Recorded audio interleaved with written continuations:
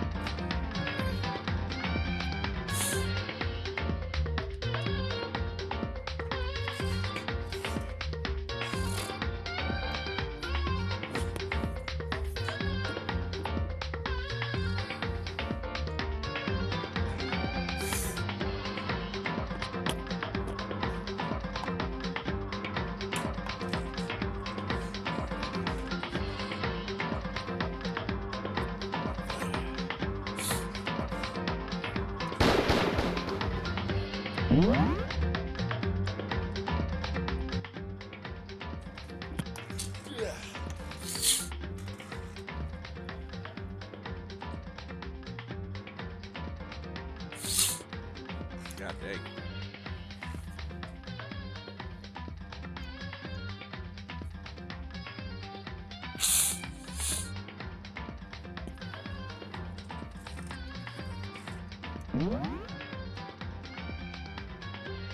Yes. Alright, before we continue, I gotta catch up.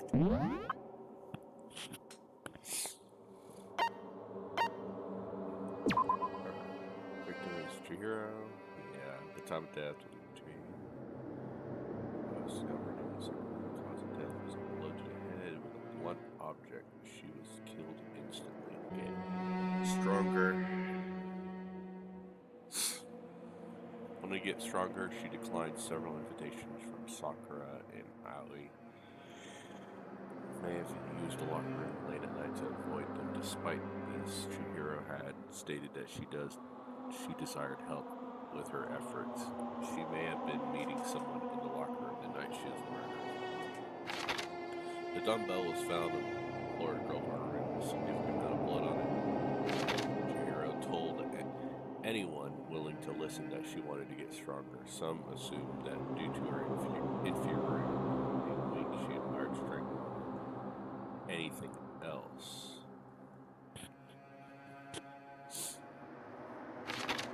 To unlock a locker, you need to swipe your e-handbook with the card reader.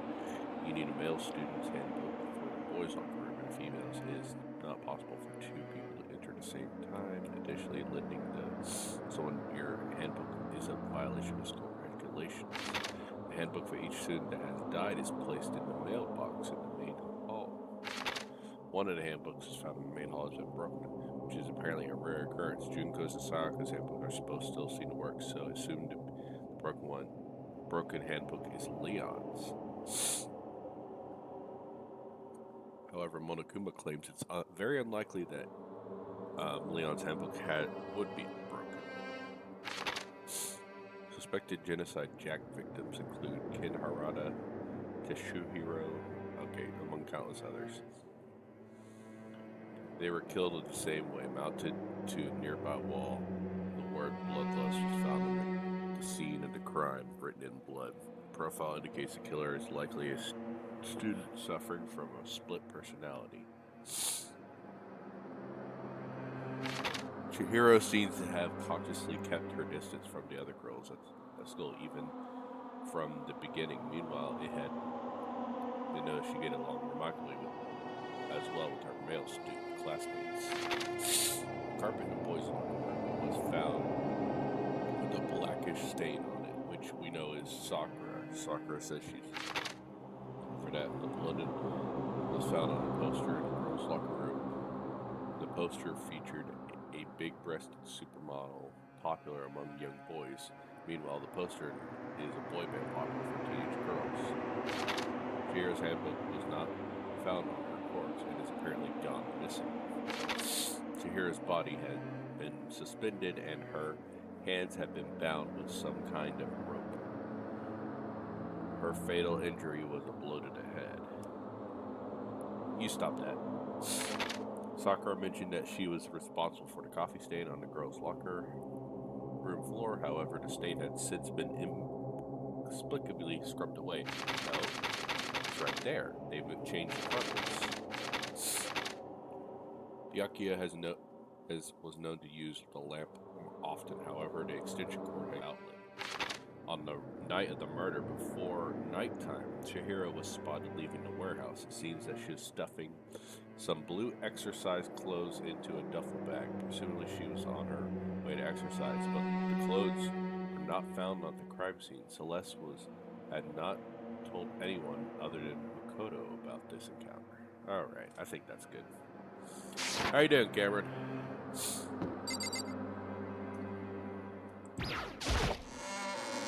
do this.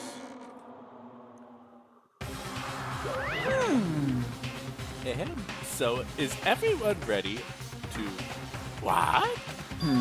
Am I blind? Or are we missing someone? Okay, I see Kyoko's shadow there. So we see Hiro, we see Sakura, we see Taka, we see Kyoko. Ifume's right behind you. We see Celeste, we see Allie, we see Byakuya. We're missing... Well, I can't tell who's right behind you except for Hiro because he's... not Hiro, Ifume, because he's...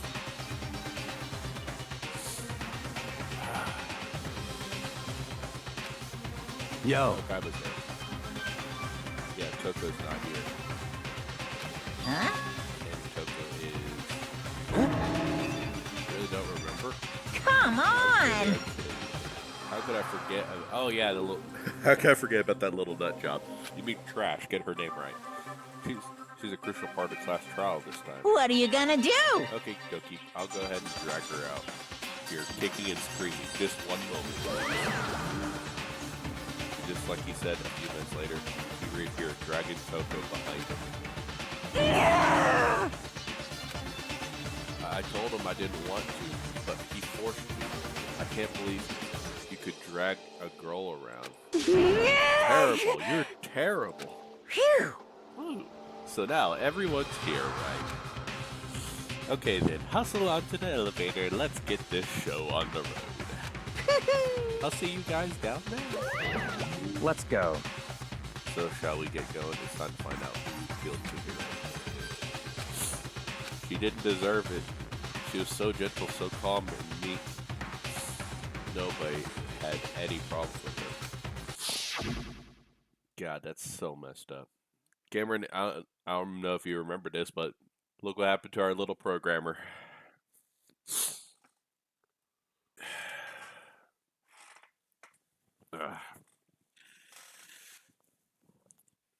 She didn't deserve it at all. All right.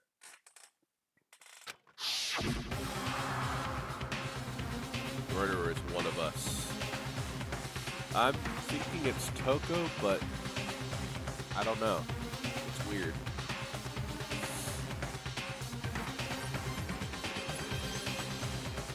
She's like one of the scrawniest people, but also Chihiro's tiny, so she took with her. Someone's sitting right here.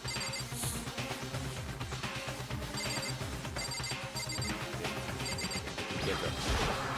Shall we go? That was good. I gave you plenty of work to show us how far your logic can take you. Alright. There's something odd about Toko today. I do not think you're shocked enough to explain it. Hey, come on. Toko, man. Let's get her also. They're looking the wrong way. She's right here. That's her name. How very sad. I must admit, for being 3D, she was quite remarkable. Aww, Hifumi. Of course, just the idea of 3D makes me cringe. All right. I guess I wasn't myself at all on this one. And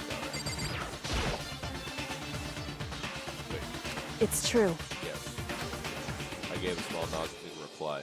With one last deep breath, I walked towards the elevator with shaky legs. With each step, I could feel my heart starting to break faster and faster.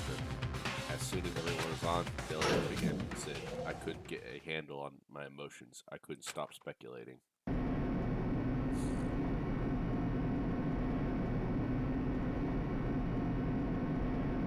This looks weird. Like, the artwork looks really weird. Like, Toko over here looks like she's 3D. This reminds me of like a PlayStation kind of game. Like a top-down PlayStation game. The steel box sank, a heavy clunking spirit. The uneasiness in my heart grew bigger and bigger. The elevator was unaffected, however, and continued to sit without hesitation. Until finally, it came to a sudden stop. What do you think? I redecorated. Isn't it so fresh? Isn't it so exciting? Don't waste your time with stupid questions. Let's get this over with. Very Good. nice. You're right where you go. Gotta say, I don't hate nothing else. Well, Okay then, let's get the show on the road. thrills, Everyone, chills, please, kills! find your assigned seats. Now the curtain opened once again. Deadly judgment, deadly deception, a deadly betrayal. A deadly riddle, a deadly defense, a deadly faith. A deadly class trial. Okay, anyway. Yep.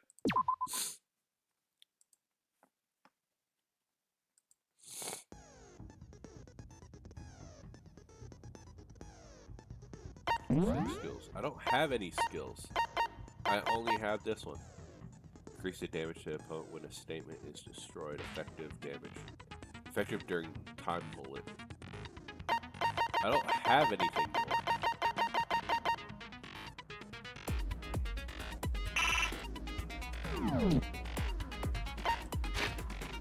Okay, so it lets you check. Got it.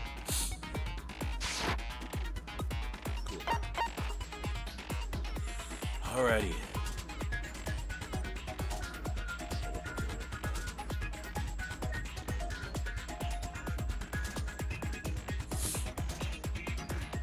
Okay, preparation. Let's do this. All rise. Let's begin with a basic explanation of the class trial. So, your votes will determine the results. If you can figure out who done it, then only they will receive punishment. But if you pick the wrong one, then I'll punish everyone besides the blackened, and the one that deceived everyone else will graduate. All right. Okay, then.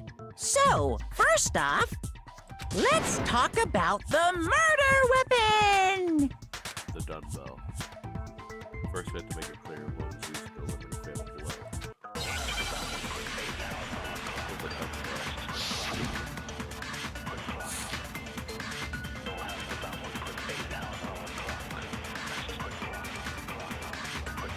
Chihiro's fatal injury. It appears it was a head wound. According to the Monokuma file, the killer used a blunt instrument. But what kind of blunt instrument could it have been? I bet it was an iron pipe. No, sir. No, that's wrong!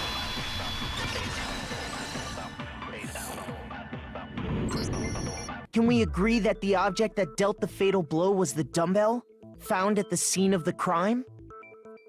It was covered in blood, and there was nothing else at the scene that could have caused that kind of injury.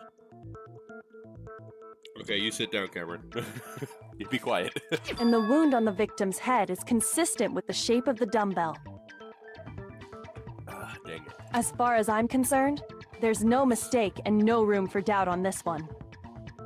You looked at her head wound? Yay! That's so creepy! It is, but we also need to, like, figure out every little detail so we could live, if we may. Yeah, see, look. If you don't mind, I will proceed from here. Let's move on to discussion of the culprit.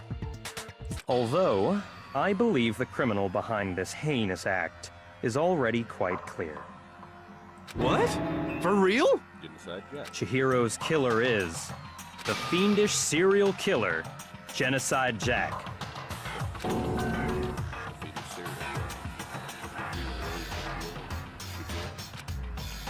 new element has been added to. Whoa. You're adding new stuff after the first try. Oh my god. For this debate, lines of white noise will appear to disrupt your reaction. I'm sorry? Your truth bullet will disappear if they hit these lines, so think of them as obstacles in your debate. But there's a way to keep this white noise from getting in your way. Press the right mouse button to attach a silencer, which can use to shoot down the white noise. However, if you shoot an actual remark with your silencer instead with the white noise, time limit will decrease, so take careful aim with the silencer. Oh, great. Oh, but if your action difficulty is set to gentle, the white noise won't just appear at all. In which case, you can forget about the silencer and focus on the situation in front of you. I actually don't know what my difficulty is.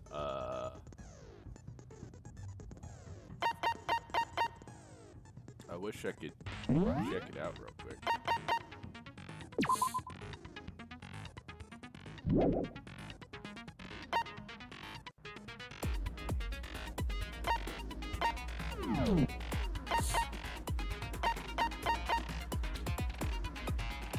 Here, let me do something real quick.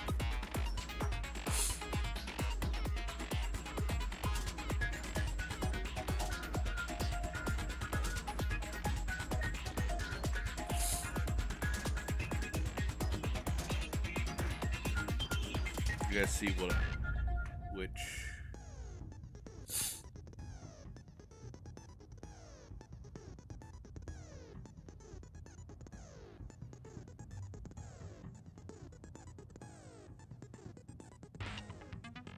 I check out my first stream to see what I picked.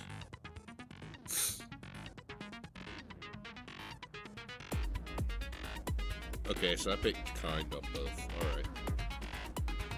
So I will have to deal with the white noise. Good to know. Good luck and have fun. Alright, so I can use silencer to kill the white noise. Genocide Jack. The culprit is Genocide Jack. I'm sure of it. Case closed, as far as I'm concerned. But that's impossible! Why? What makes it impossible? Well, I mean, come on! There's just no proof for it. No, that's wrong.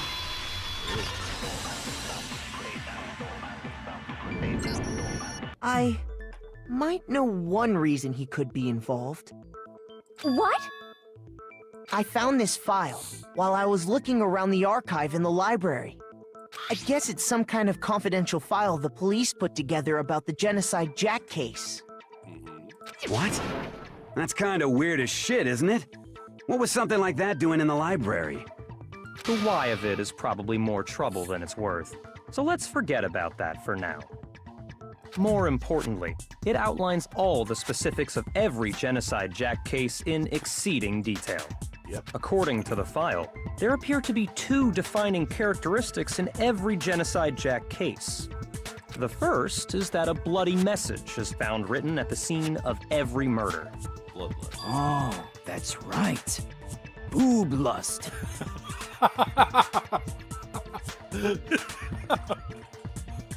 Bloodlust, you idiot.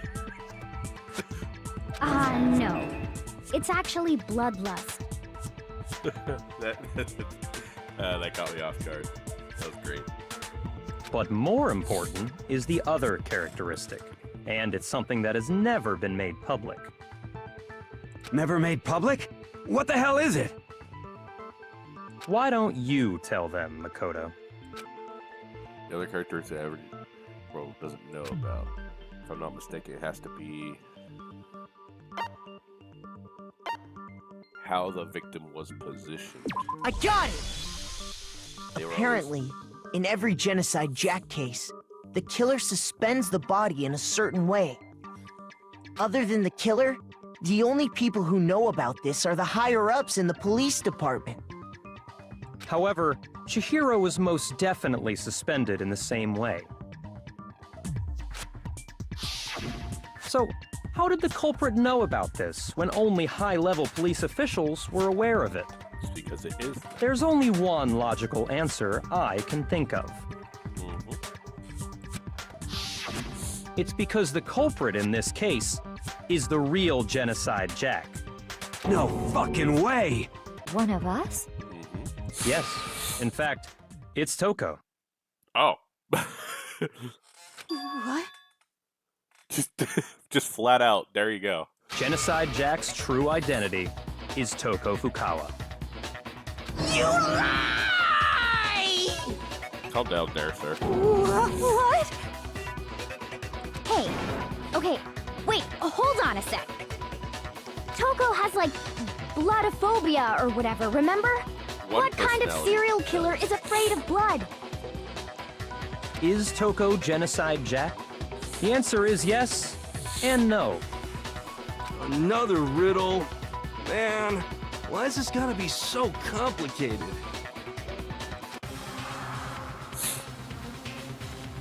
I feel like I understand what it means by Toko is also not the Toko. Are you gonna give me choices? The answer is she's not just one person, but multiple people, right? Yeah, she has multiple personalities. Hangman's Gift.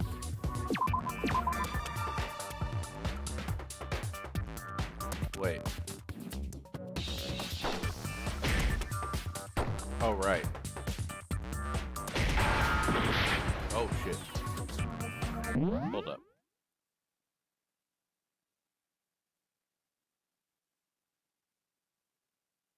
What is that word?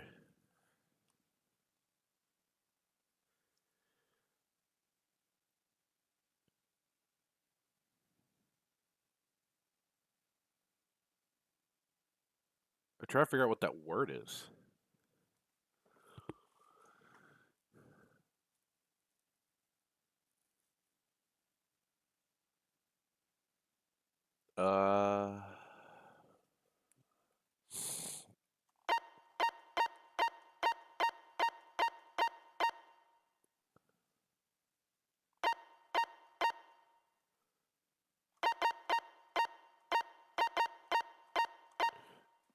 This word. It's a 6-letter word, and I tried to decipher it, so let's see, I got STIH.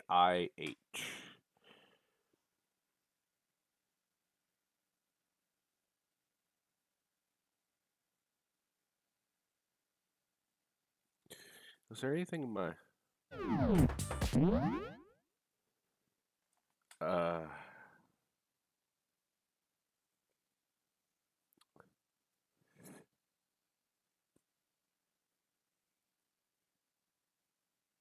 God, what is it? This is a difficult one. Because they'll have letters pop up. I have 5. S. Ah. Not I. Oh. What?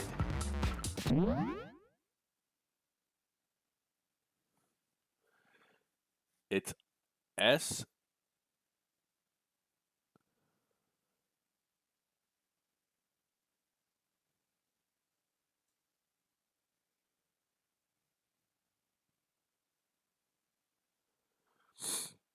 Stitch? No, it's not Stitch.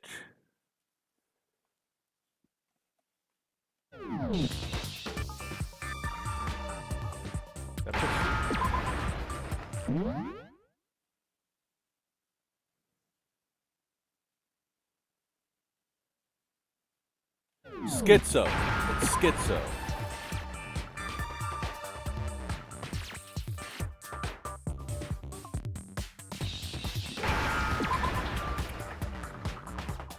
I understand. Hey, Eddie. I was slightly thrown off by this Is word. it because Genocide Jack has a split personality? Schizophrenia, that's what it is, but that threw me off. I was like, what the heck is this word? Huh? I think I read that somewhere in the file, too. Hey, Eddie, what's up? They thought that the suspect might have, what did they call it? Dissociative identity disorder. Oh, okay. But still, to go and say that about Miss Fukawa is... Perfectly acceptable. Toko's strange behavior after seeing the body is proof enough that she has a split personality.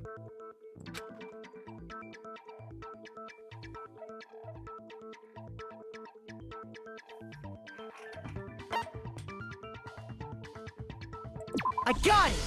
Her personality. You're change. talking about how she started acting totally different than usual, right?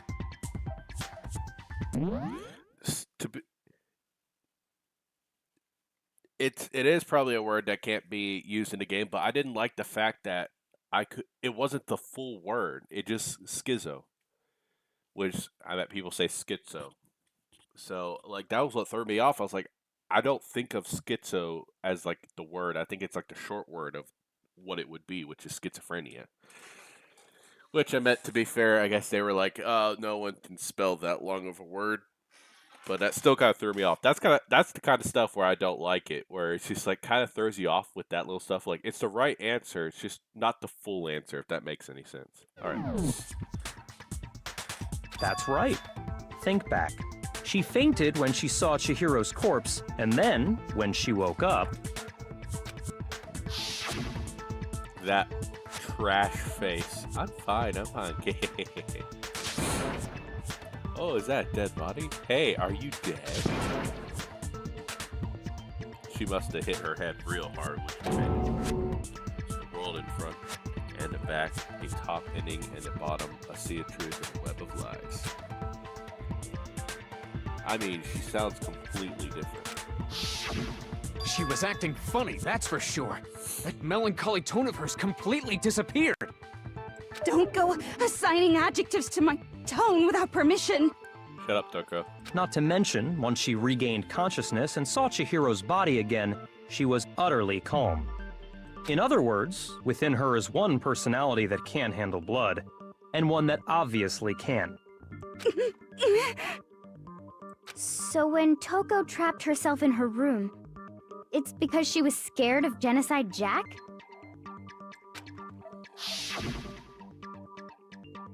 Trash. I won't let Genocide Jack have control. I drive out the killer, drive out the murderous fiend. The reason she locked herself in her room wasn't to keep other people from getting in. It was to keep her other personality from getting out.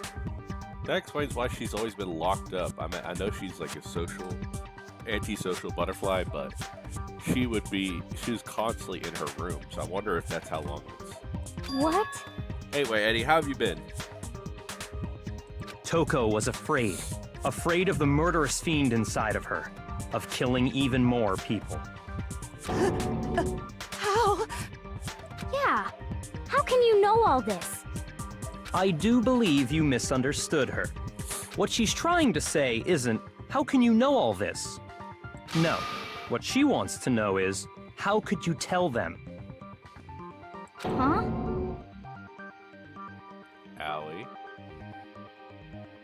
Allie, what's going on? Last night, just before Monokuma gave his motive speech, Toko and I had a strange conversation. She told me a most interesting story. Oh. I've been asleep pretty much all day, but I did give our card to my Mimi, and she said she loves it. You printed it just big enough for her to see it really well, so she actually loves it. And she says she hopes we all enjoyed the pizza. Alright. She told me an interesting story. She said a murderous fiend lived within her, and she was afraid it could appear and attack at any time. Alright. And that trepidation is what's caused her to have such a bleak attitude, Cameron, get off Isn't Boulder's that Gate. right, Toko? Get off Boulder's Gate, dang it. The trepidation that was caused her to have such a bleak attitude. Isn't that right, Toko? This is all a lie. Right, Toko? You said you wouldn't tell anyone. What? You promised. I can't believe you lied. You have only yourself to blame. You came to me with your tragic little story. I didn't ask you to. This is the real world, not some romantic fantasy fairy tale. So is this a short trial? Because we've already pointed out it's her. Besides, you broke your promise first. You said that as long as you were here, no matter what, you wouldn't let Genocide Jack kill anyone. Alright. But in spite of that promise,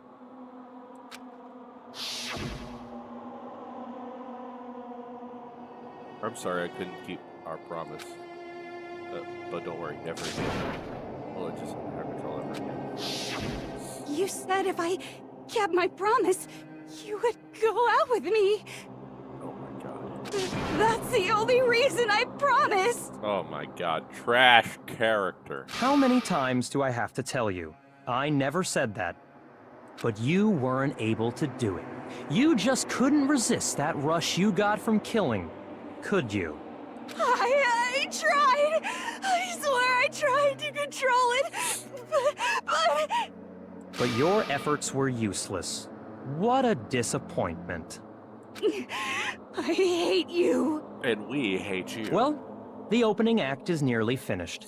All that's left is to hear from the person in question directly. The person What? you don't mean. Toko's body suddenly what?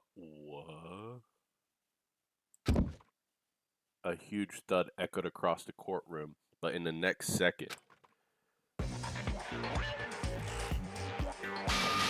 Oh, God! Oh, hello there! Is it me you were hoping to see? Oh, God! That's... Oh, it's Momo! Well, hello there. What the heck? So you figured it out, huh? Well, whatever. What are you gonna do? I'm the ultimate murderous fiend, Genocide Jack! Or better yet, let's go with Genocide Jill! What the fuck is this? Toko, what happened to you? Not Toko. That's a loser name. And what happened is a textbook split personality. So what if one of them happens to be a serial killer? You should turn a blind eye to one's faults. Oh, my God. I thought Junko had animated as hell stuff. Good lord. She's so intense. Like they say, sound in murderous mind, sound in murderous body. This one is so different from the one we've come to know. Yes, well, the world is composed of a front and a back, you know.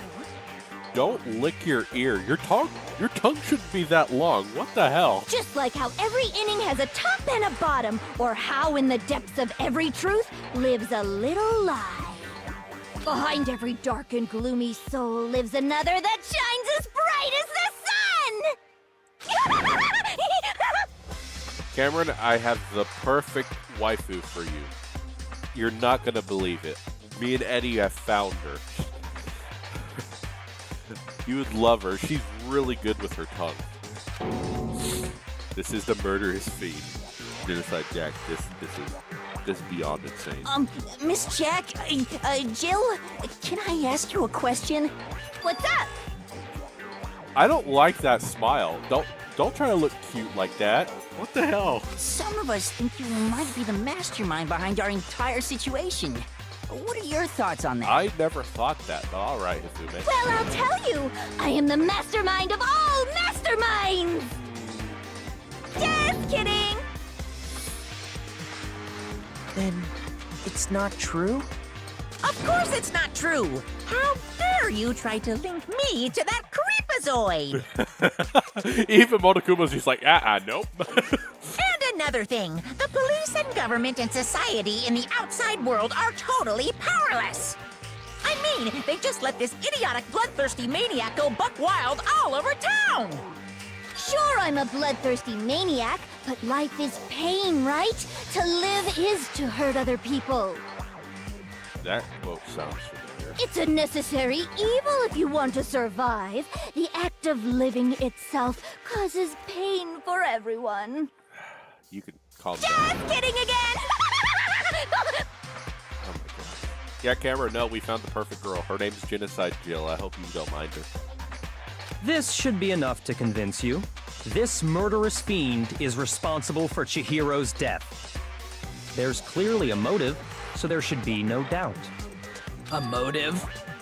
Remember what Monokuma told us?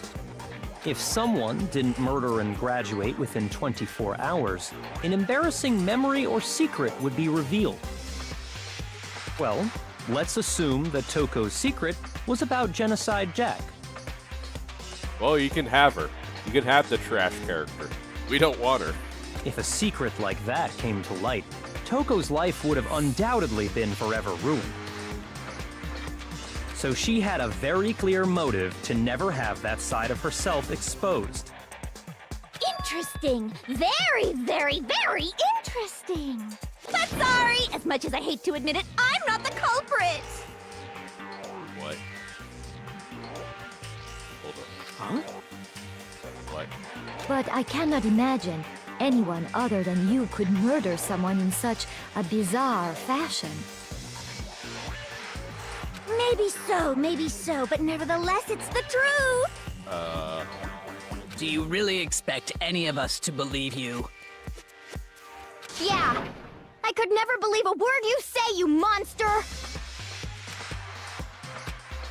Maybe she's totally right about that, but there's something still bothering me. What she said, I need to get some more details about all of this. What details? I like this music right here, too. The status of the dead body. Sorry, but I didn't kill anyone! You say that, but do you really expect any of us to believe it? Perhaps if you had an alibi, that would change things. Oh, an alibi, huh? Now we're talking! When you compare your past murders to this incident, the modus operandi matches completely. What more proof do we need? Give it up. You killed her.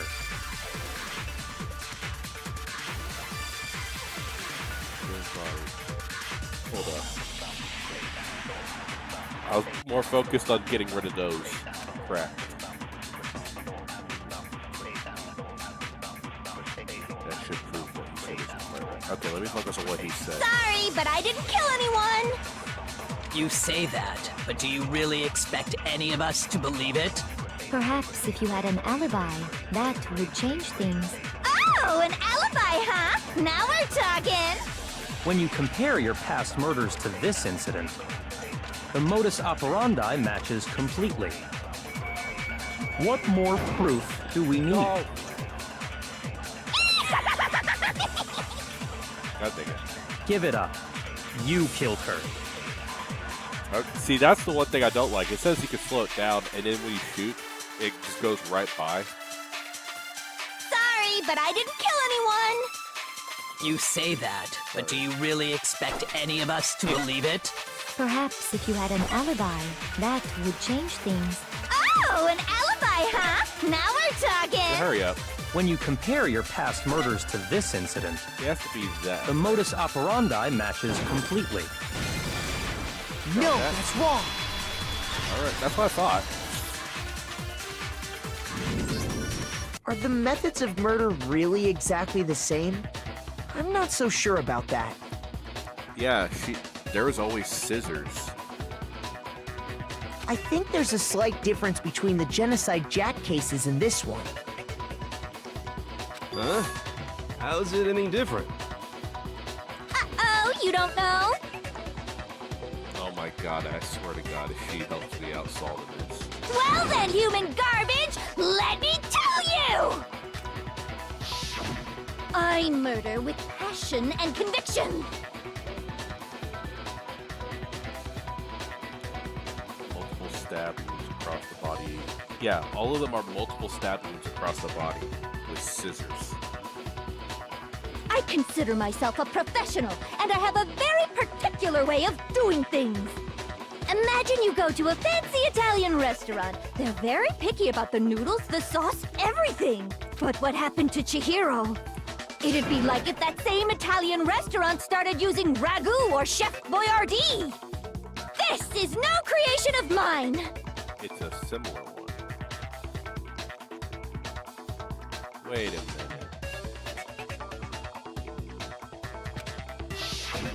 Let me rephrase that in a way that maybe makes more sense. Thank you. There are two clear differences between the Genocide Jack cases and this one. Stabbings and then a blunt force dumbbell. There's one clear difference between the murders. Those are the other look at the neck and the stomach. Oh, clearly. Wait, you'll see a clear difference. I got it! Okay. For one, the cause of death is different. In the Genocide Jack murders, all the victims were killed the same way. According to the case file, they were all apparently killed with a pair of scissors. But Chihiro died from a blow to the head, right? Ah, yes. That is remarkably different from the other murders. Way to catch up, Isume. Wouldn't it be strange for someone who kills the same way without fail to suddenly change their method? And there's more. One more conflicting detail. That's right. In my recipe of murder, if the bloody message is the tortellini, then the arrangement of the body would be the pesto sauce. Don't look at me like that. I hate you. Could you please stop comparing killing people to cooking? Thank you. So, are you saying the other difference has to do with how the body was arranged? Is how she was suspended. Both cases, the victims were stabbed through the hands. See a clear difference. Got it! It was a cord. Do you remember what the killer used to suspend her? They used some kind of rope to hang her up by her wrists. What is your point? Well, in all the previous Genocide Jack cases, something else was used to suspend them. Cameron? God dang it. Specifically, pairs of razor-sharp scissors. And guess what? I used my own specially designed scissors for the murders and the arrangement. Like I said, I'm a professional, so naturally I'm very picky about the tools I use. I know she's not the murderer now, but can we still get rid of her, please? I don't want her here. And you know what else? Big Mac said there's two differences, but he's wrong. Big Mac? Are you referring to me? Okay, apparently I'm Big Mac, guys. Listen up, Big Mac. There's actually one more difference. Huh? My word, you really didn't notice? Take a look at who the victims were in each Genocide Jack case. There's a pattern there, just waiting to be discovered. They were all guys. A pattern? Figure that out, and it'll be plain as death why I couldn't have possibly killed that little lolly girl. Oh, do not call her that. There's patterns for any names for everything. You notice that. You're not. She's I got it! a girl. Is it because Chihiro was a girl? Bingo! Bullseye! Right on the money! What are you talking about? In all the Genocide Jack cases, all the victims had something in common. I feel sorry for the guy at the very top. He just looks like top right in the middle of the screen. He just looks so like, whoa, man. Why am I taking a picture, bruh? They were all guys? Yeah. That's right! The people I killed with such passion and conviction are all adorable little men! Please stop that. Oh my, Eddie, please help me. I can't believe I said it! I'm so embarrassed! The hell is wrong with you? I can't help it! I'm just a full-throttle boy-on-boy fangirl, and the mopey side of me just hates it. But now I'm on the fast track to becoming a full-fledged fan madam! So, since Chihiro was a girl and not an adorable little man, you wouldn't kill her? Would an Italian chef suddenly start making ramen just because they're both noodles? Don't be stupid. Cameron, no, save yourself. I have too much passion and conviction to cross that line. That's the absolute reality of a one and only. We get it. You've clearly explained your hobby and your philosophy. But that's not all there is to it. It's a different matter entirely, when you're forced to kill in order to survive. Quiet, lowly cur! Lowly? Cur? I would never kill for a reason as petty as mere survival. And if by some fluke I did kill to survive, why would I bother with the message and arrangement? It'd make me the obvious suspect! That does make some amount of sense. Plus, whatever reason I have for killing, I would never leave out my prized scissors. Who would go out of their way to use a big, stupid, heavy dumbbell? Maybe you used the dumbbell because you couldn't find any scissors in the school? Any scissors? I don't just use any scissors. I only use my own set of high-class envy of the entire world scissors! Okay, whatever. There still aren't any in the school. Are you sure about that? What? Da-da-da-da! God, I hate this. She's fully equipped! That's right! So I can kill anywhere, anytime! Why would I resort to dumbbells or rope when I have my trusty scissors by my side? Go ahead, tell me I'm wrong! You can't, can you, gutter dogs, all of you!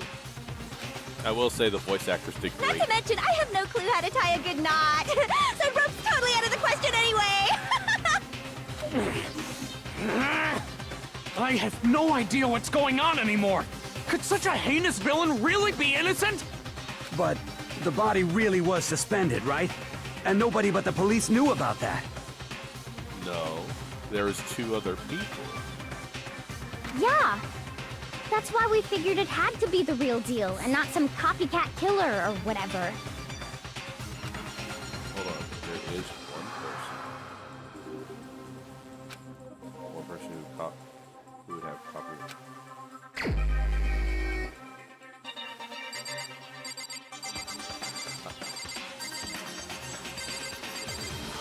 Were you trying to frame her? Here's my answer. Byakuya, it's possible you could have found out, isn't it? You'd have no problem gaining access to classified government documents or internal police records. Plus, you'd already looked through the Genocide Jack file before this all happened, hadn't you? Are you saying Mr. Togami did it? Then, the reason you pushed the theory of Genocide Jack being the killer so hard was So we would all get killed and he would be free. because he wanted to pin the crime on her. So, he rearranged the scene to disguise it and make it look like I put my stamp on it! The adorable glasses man was behind it all! Oh, I'm on fire! Oh my god, Alright, cool, whatever. Well, Byakuya, What's your response? I see. So now the must ask. When would you say I began acting suspicious? Surely you must have an answer. Looking back and thinking about it now, the way you were acting right before we discovered the body was a little strange.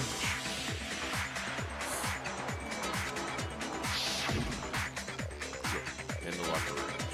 They're suspicious, very suspicious. Indeed, 1, 2, 3. Suspicious. Seems nobody searched the locker rooms. Very.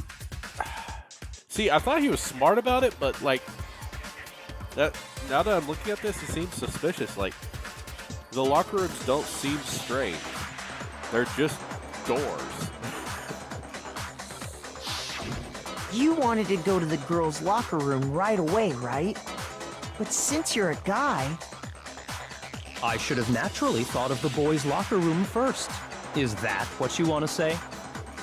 The victim was Chihiro, a girl. Hence why I said we should check the girls' locker room. Nothing strange about that, I'd say.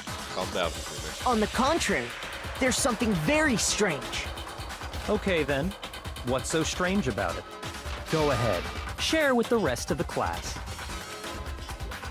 There was clear contradiction in what Yakuza just said. You need to make sure it's clear to everyone. A new element has why do they keep adding more? Fine, whatever. Next is going to add something called a truth flashback.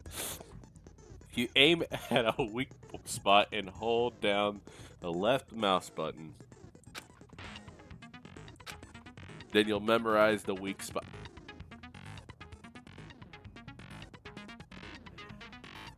Thanks for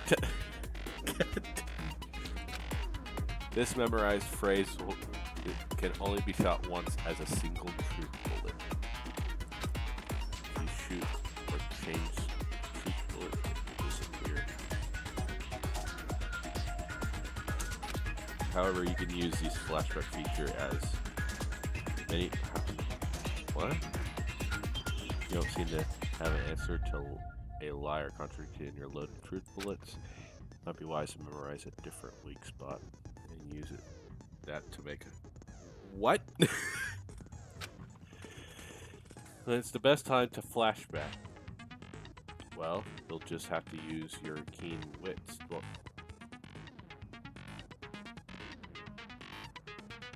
alright.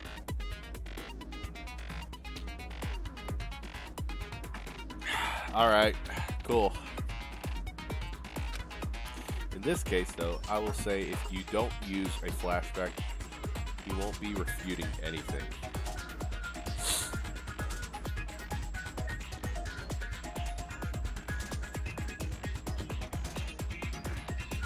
So, let me get this straight. So, they're different from the truth bullet stuff that I already have. Oh God, she's keeping her face there. We're just gonna hide that. So what you're like I have a one for Aoi and I have one for Sakura and Kaiba. Like those are already truth bullets. So would these be different truth bullets than those that I already have?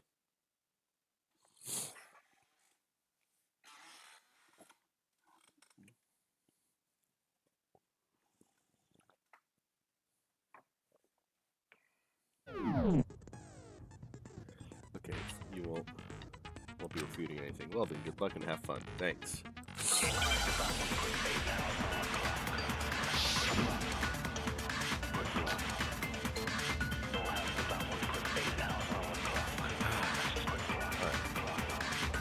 So, you said Byakuya was acting kind of weird before we found the body.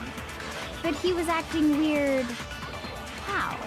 If you're presented with the opportunity to check out the girls' locker room, you absolutely take it! That's a natural reaction for any guy! The victim was Chihiro, who was a girl. So of course I would suggest we check the girls' locker room first. There was no time for pointless distractions. What's so strange about that? I wish you'd taken me with you. Wait a minute.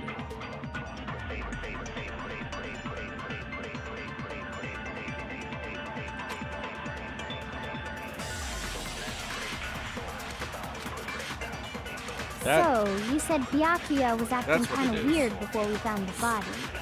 But he was acting weird.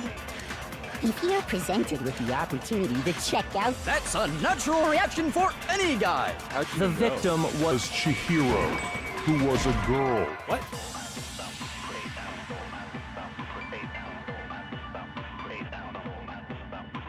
What?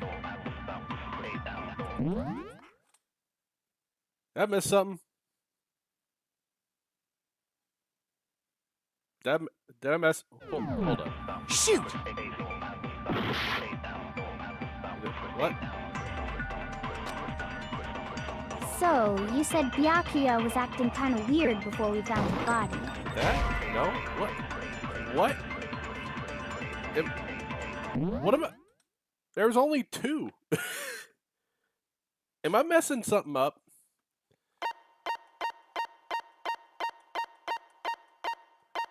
When a character is talking, some text may appear in yellow. There is a weak spot that represents a potential lie to contradiction in their argument. Multiple weak spots may appear in...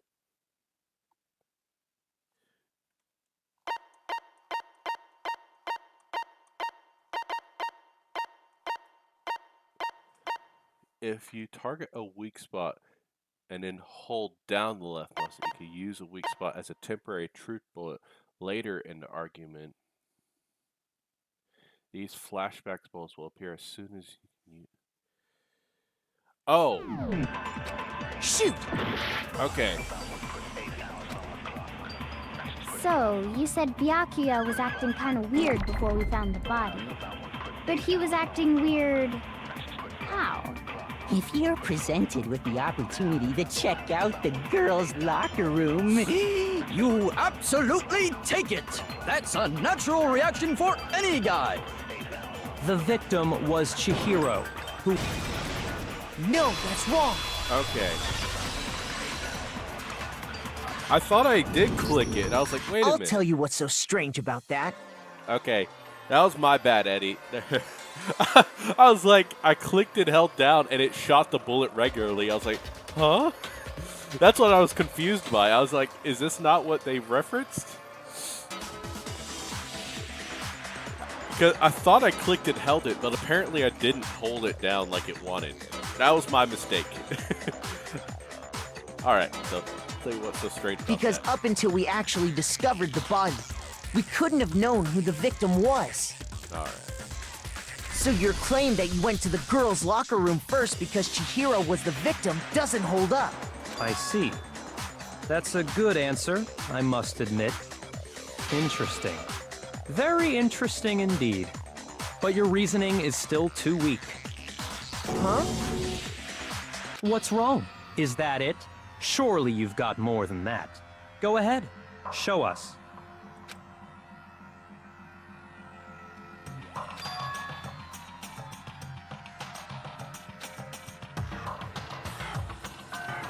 What's the matter? You're not finished already, are you? There must be more to it. There is. I think. You have the posters and the carpets. There is more to it. Think about it. There you go, Kyoko. We just talked about the differences between this case and past Genocide Jack incidents. The proof you're looking for is hidden in there. Is it the cape? Oh? Proof that I'm the culprit, you mean?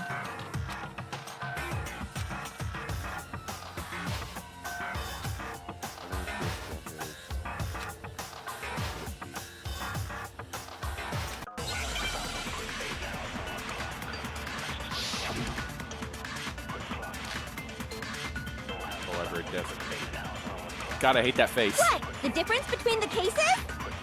You want me to explain it again? When I want to kill, I use my very own special scissors. And I use those same scissors to arrange the body. But Chihiro was suspended with... It was some kind of rope. Was it not? That's right! It absolutely was! Then there must be something very fishy indeed about that rope. Hey, Byakuya, where'd you get it from, huh? I'd never seen that rope before in my life. No, that's wrong. I thought I was about to hit the other one. Actually, I'm pretty sure you have seen it before. Because, you see, that rope, or should I say, that extension cord? What? An extension cord? Did no one pay attention? Byakuya, you've used the extension cord in the library more than once, haven't you? And the same extension cord that was in the library all this time went missing after the murder. And there's no way someone who uses that extension cord as much as you do wouldn't discover that fact. Then Byakuya must be the one who took the extension cord. I can't imagine any other possibility. That's really what you think? Then your conclusion is something like this? I killed Chihiro in the girls' locker room, then hung her up and wrote that bloody message. I intentionally made it look like Genocide Jack was behind it. Is that about right? No, because you probably didn't kill her in the girls' locker room. You killed her in the boys'.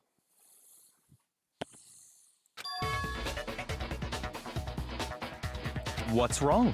I asked you if you think that's what happened. Hell yes, that's what happened. So that's it, right? Byakuya's the killer. I don't disagree with not disagreeing.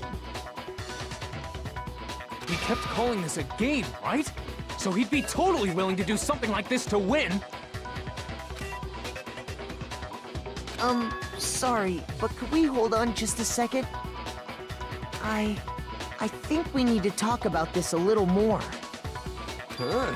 Do we really need to? We've already decided who did it. Twice already, dude. We've decided twice. I know, but still. There's something that's still bothering me. Is that right? And what, pray tell, is still bothering you? I killed her in the girls' locker room, then disguised my crime. Specifically, I dressed it up to make it look like it was the work of a homicidal psychopath. What about all that bothers you?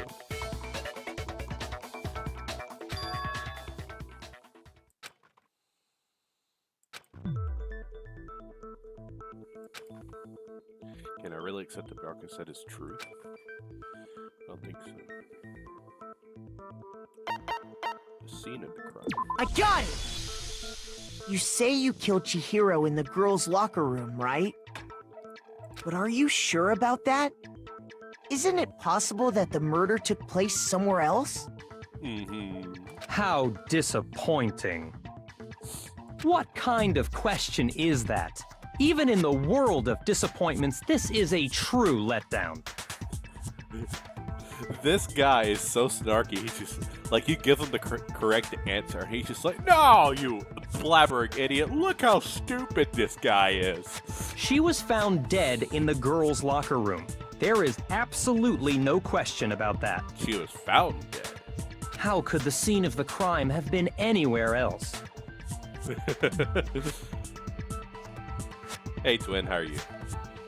Okay, how could you this? Well, I think it's entirely possible that she was killed somewhere else, then carried there later, along with the rest of the murder scene. The rest of the murder scene? That was awfully specific. Please tell me you have a reason for saying all of that. I do. I believe I do.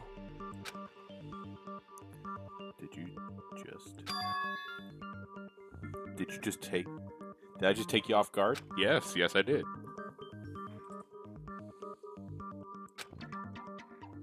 Maybe he never even realized that the actual scene of crime could have been somewhere else. Hey! Don't just move on without permission! What do you mean she was killed somewhere else? Come on, Makoto. If there's any chance the murder took place somewhere else, let's see the proof.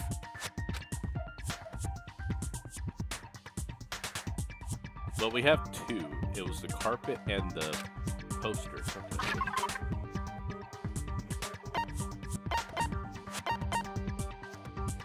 Where is it? Where is it? I got it! That's The one of proof that she was killed somewhere else is the poster that's hanging in each locker room. Your proof is some posters? Picture of a big boobed supermodel. But don't you think that's kind of strange?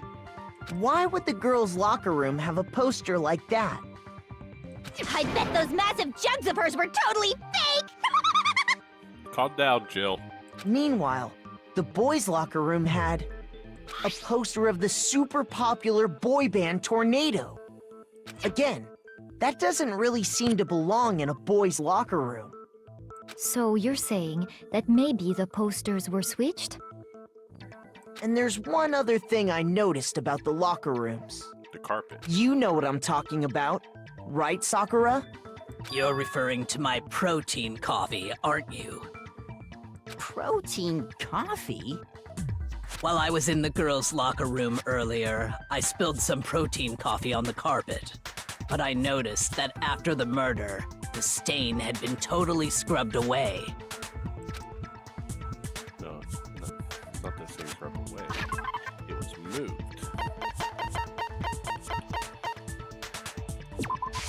I got it! The stain on the girls' locker room carpet wasn't scrubbed away. In fact, I found it on the boys' locker room carpet. That's definitely the stain from my protein coffee. You sound so confident about that. I feel like her actress liked saying protein coffee a little too much. Then, does that mean that the carpets were switched too? Mm-hmm. But why would anyone do that? To throw suspicion, of course. Look at him. I can see him on the left side. Bianchio's, he's like, ah, shit. To move the murder scene from one locker room to the other. It's certainly plausible, don't you think? What? In other words, in order to completely swap the scene of the crime, the bloodstained poster and carpet were moved along with the dead body. By doing this, the killer was able to change the entire room where the murder took place. I can certainly follow your reasoning, but why would the culprit bother doing that?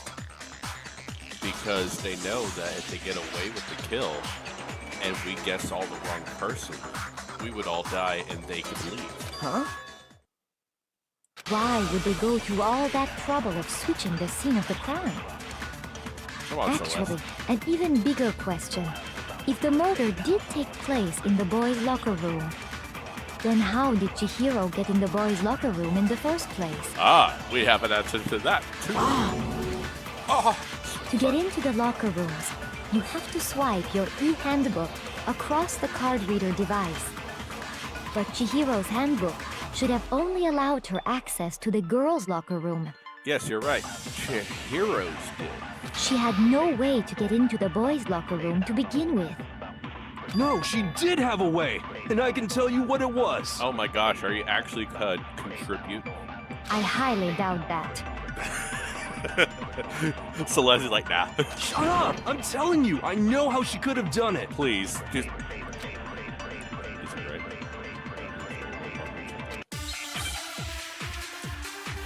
I love this part.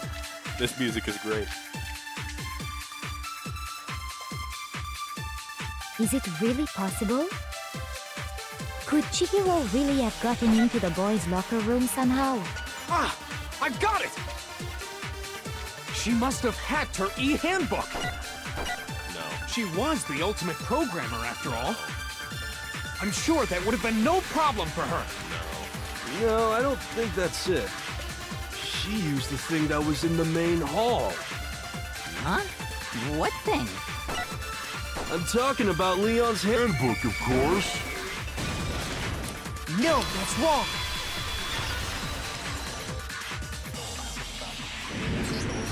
No, I don't think Chihiro used Leon's handbook. Why not? Why not? Come on, man. Let me contribute to the story. I mean, look at my hair. Come on, man.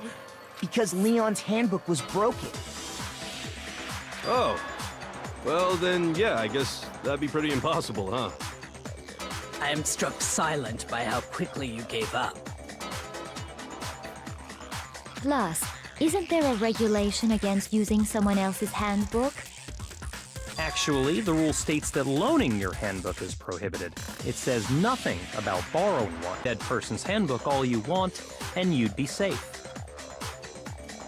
Yup, yup, yup! Hit the nail square on the noggin! Yeah, she's just like, wow, you just gave up. Like, seriously, Hiro hasn't contributed jack shit to anything in this story so far. Of course, if it were broken, that wouldn't make any sense anyway. So then, she must have hacked hers, like I said. She used her ultimate programmer skills and... Psst! You can't fix an e-handbook. The instant you open one up, a security buzzer starts blaring. Oh, now you tell us. So, if she didn't use Leon's handbook, and she didn't modify her own handbook... Maybe Mr. Naegi's initial assumption is just wrong? It seems like there's no way she could have got into the boys' locker room. So I guess so. Okay then, I vote for Byakuya.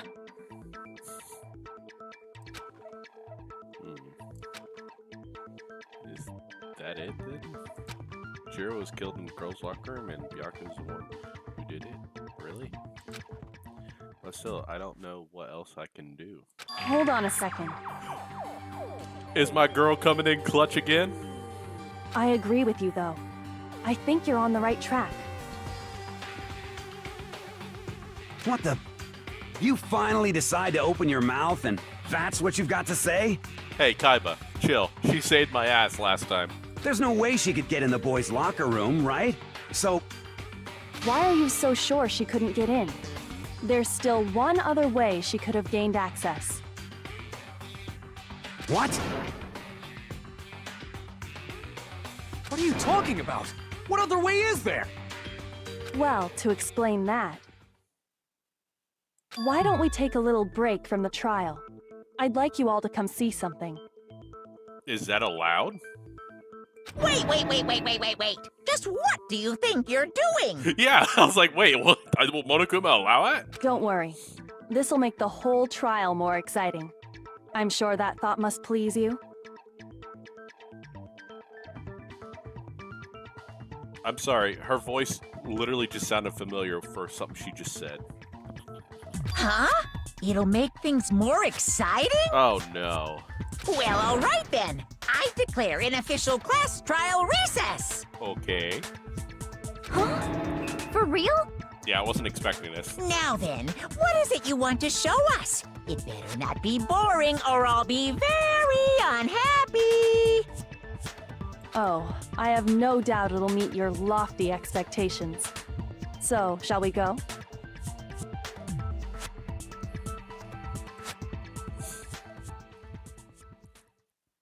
So before I even knew what was happening, the class trial had been put on hold. We head off to with Kyoko in the lead. Where she took us was...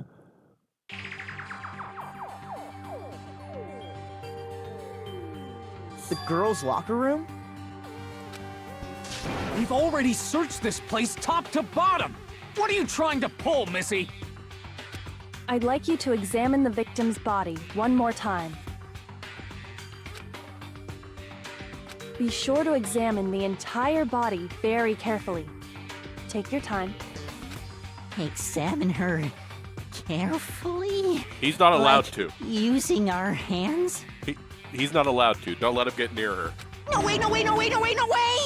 Oh. It's probably best if I don't run my hands all over a girl's dead body. Alright, Taka. It's not that I'm creeped out or anything, it's just... based on religious grounds, you know? You are so useless. Very well. I'll do it. Alright. But you're a girl. You shouldn't have to touch a dead body. Just let one of the boys do it. No, it's okay. I think Chihiro would rather have a girl examine her. So just leave this to me. Sakura. What is this? Some kind of secret girl-on-girl action? Is that what you two are about? Oh my god, I hate you. That's not it at all. Stop screwing around. Okay, here I go. I'm sorry, Chihiro. Please excuse the intrusion. Alright. Putting her hands together in a brief prayer, Sakura began to quickly examine her. Not quickly, that sounds worse. Quietly examining her body. Be sure to check her entire body, and I believe we will solve this particular mystery. Her entire body? I know you say that, but... What? This is... What is this... What is it? Not possible. It's not possible. Going Super Saiyan. Eyes were staring wildly at Chihiro's lifeless body. Her massive frame trembled. This girl is what? Is a boy! What? Oh, no.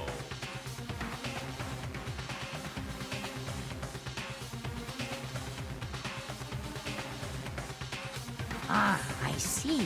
So she was actually a he. Interesting. Thank you for confirming this fact.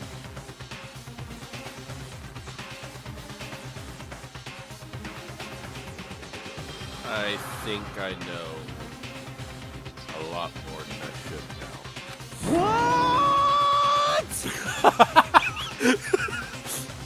now. You're joking, right? I wouldn't joke about this. Oh, she look, the blue light. She is going Super Saiyan. Then it's really true? Chihiro was a guy?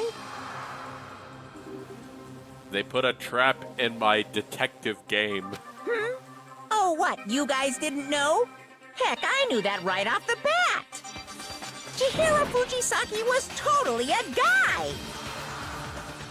Then he was a cross-dresser? Oh, I'm really on fire! I wish I had killed him! Stop it. So that's what Kyoko wanted to show everyone, huh? Interesting.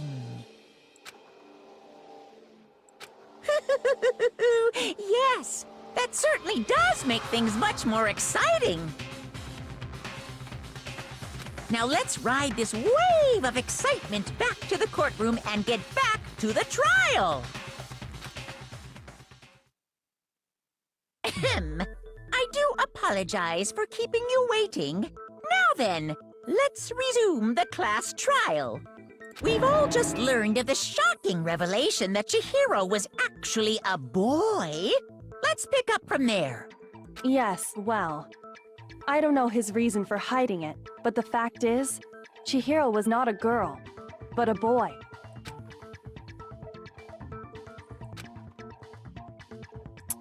I thought I'd never even. And crossed because the victim was male, he would have had no problem gaining access to the boys' locker room. Assuming his handbook did, in fact, list his gender as male, then yes, that would be true. Of course his handbook said he was a boy. He dressed like a girl, but he was a boy through and through.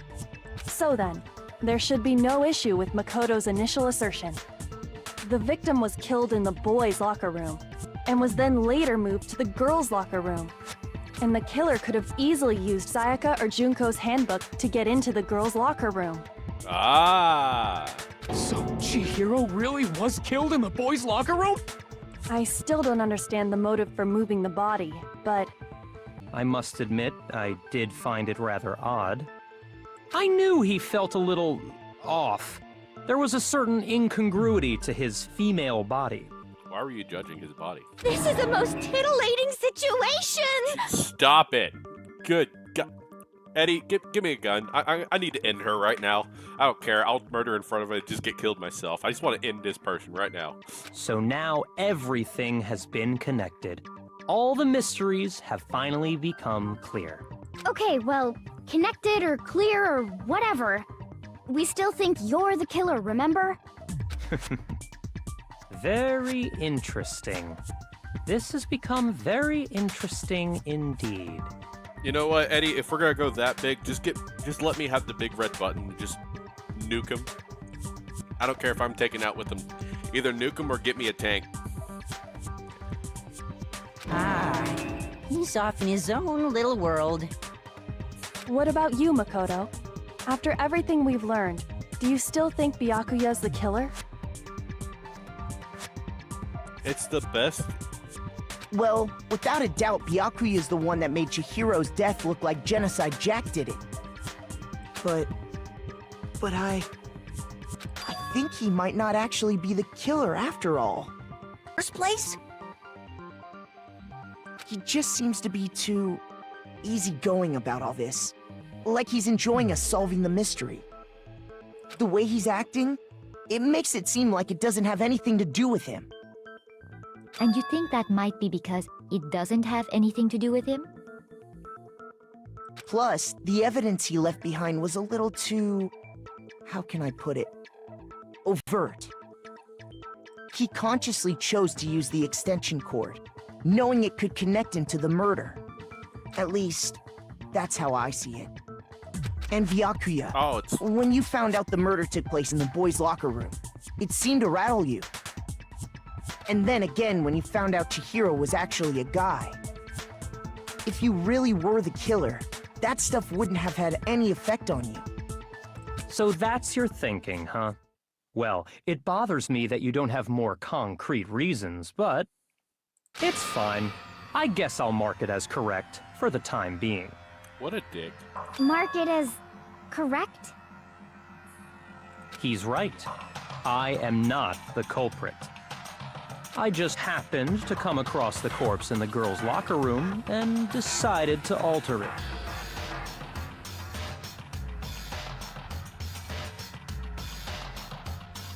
Are you fucking with us right now? No, I am not effing with you right now. I'm telling you the truth. Well, I find it very hard to believe. Go ahead. Find it very hard to believe. You're free to be executed along with the rest of us. If you're really telling the truth, then why? Why do you do that to his body? My reasons hardly matter right now. Uncovering the culprit is much more important, wouldn't you say? Now then, if it wasn't me, who was it? Well, I don't think I can say for sure without talking about it a little more. We're seriously gonna keep going? We're all good, aren't we? I thought it was clear Byakuya did it. No, I'm with Makoto. If there's any doubt whatsoever, we need to explore every possibility. Yeah, Byakuya's kind of a thing. I don't know why. He's just like, yeah, I gotta mess with it. Because I want a better mystery. It's like, god dang it, dude. But Kyoko is coming in clutch. That's 2 whole cases. She saved my ass. Because if we're wrong, we all die here. That's true. Very well then. I'm with you too. Hey! Celeste is there too. See, Eddie, I have good picks for ladies. Cameron can have Genocide Jill if he wants, and I'm glad no one picked Chihiro because then it would be very awkward. Damn straight. Count me in. Do you not have a mind of your own? Of course I do. What am I, an ant or something? Anyway, let's discuss this all as a group one more time. We still have time to make our decision. That's very true. Our lives are all on the line. Excellent. Then shall we resume our game of hide and seek? Can you at least help out instead of just letting us try to solve it? But if Yaka didn't do it, and who's the real killer? Who murdered Chihiro? There's one thing we can be sure that we know about the killer. killer is able to gain access to the real murder of the scene, which means I got it! he is a guy. Since the crime scene was in the boys' locker room, the boys didn't want to get in. Which, since Leon San was apparently working with a killer, would have been able to use their own. In other words, it has to be a guy. It's still not enough. I need to find some more clues.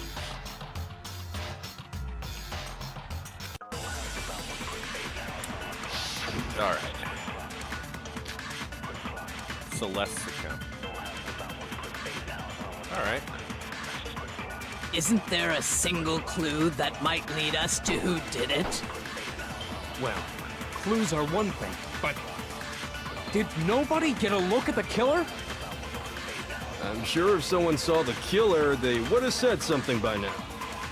Perhaps someone saw the victim at some point. Even that might be enough for now. Yeah. All we need right now is any kind of new info. Is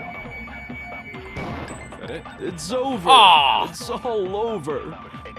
You want to know who saw the victim? The killer. And only the killer. Nope. I'm glad I missed it. That's wrong. I'm glad I missed it. Holy crap.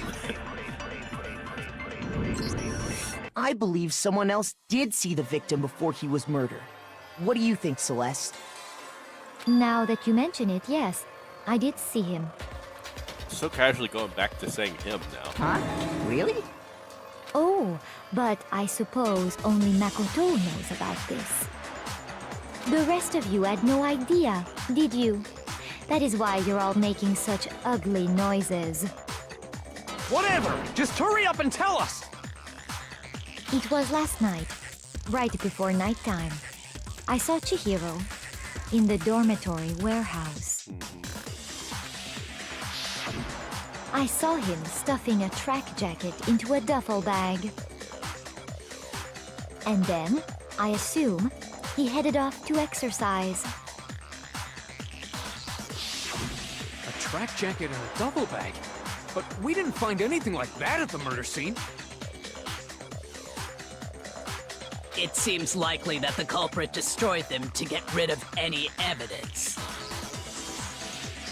And that is when he said something that struck me as rather odd.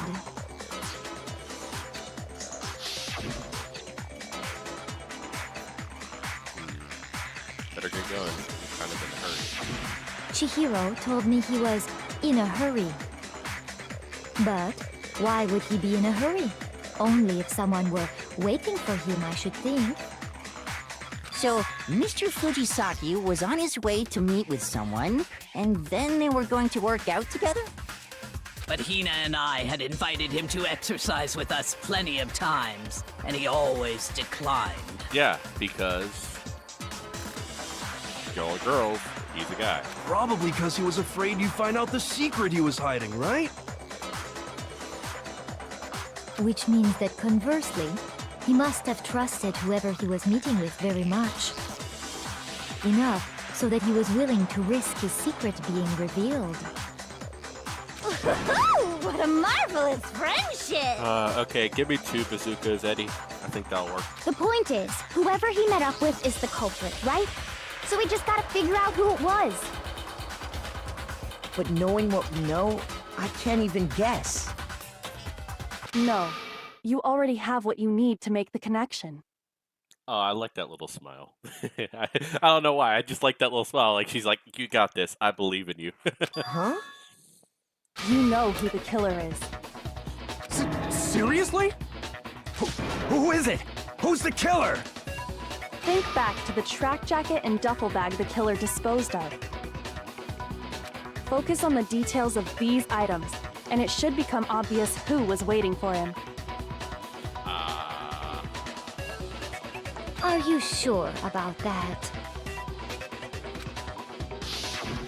You really think we can figure out who did it based on 2 pieces of evidence that we don't have?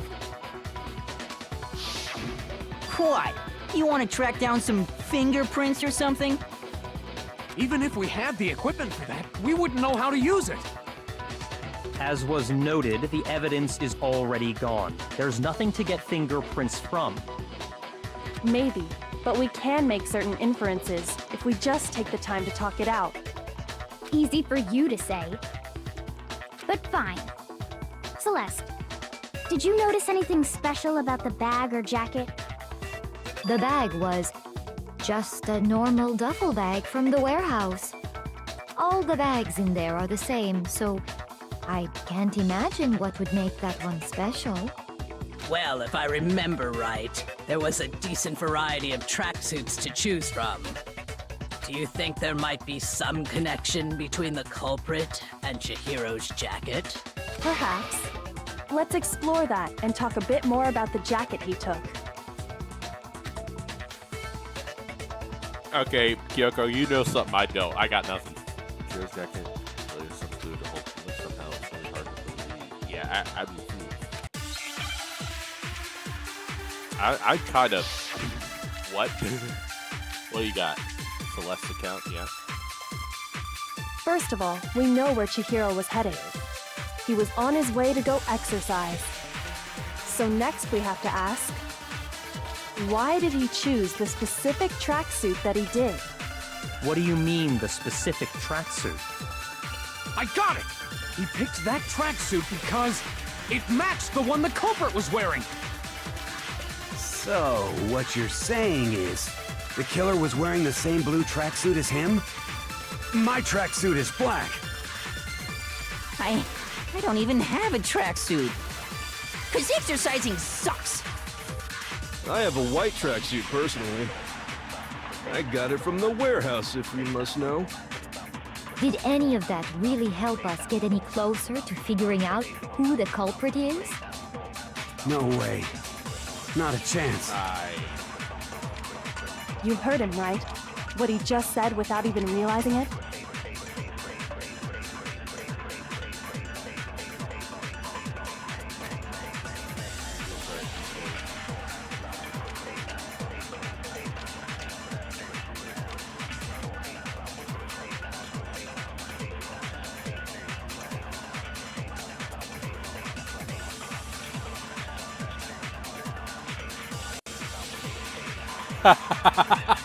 Cameron. Oh, I'm sorry.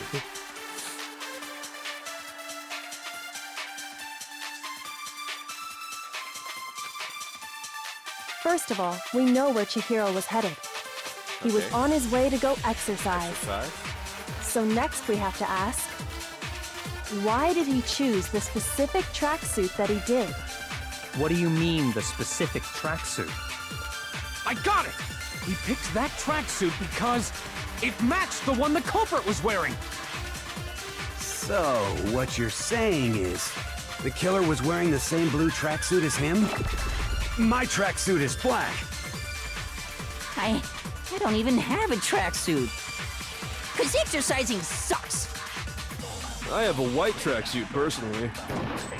I got it from the warehouse, if you must know. Did any of What? What? How did that miss? What? What? All right, this aiming is bullshit. What the hell is that?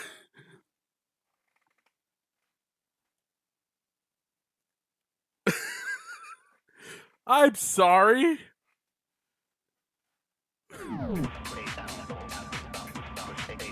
No way. Not a chance. You heard him, right? What he just said without even realizing.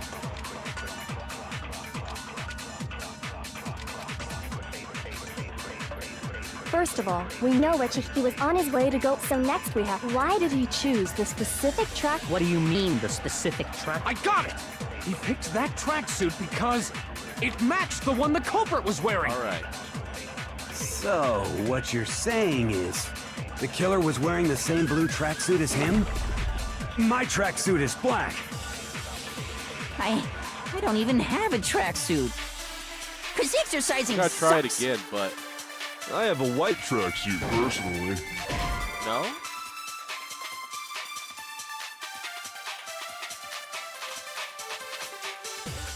Shoot!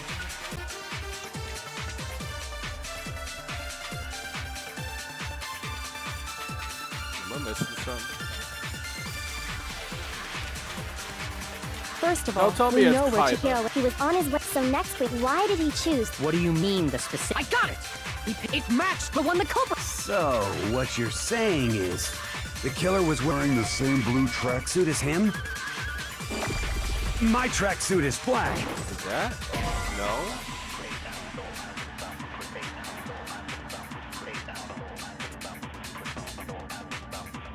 Is this one not a flashback one? Shoot!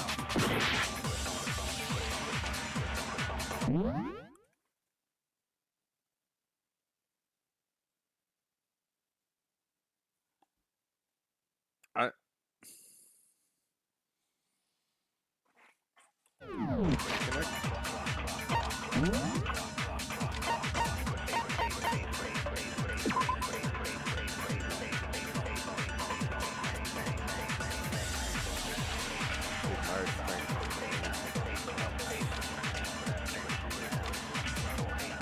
Is it Kaiba?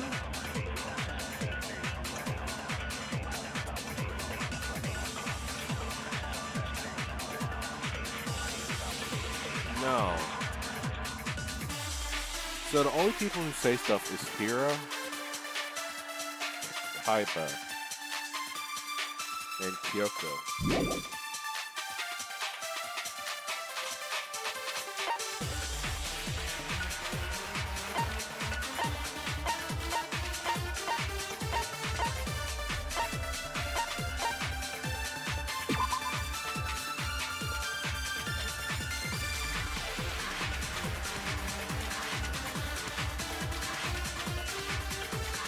What am I missing?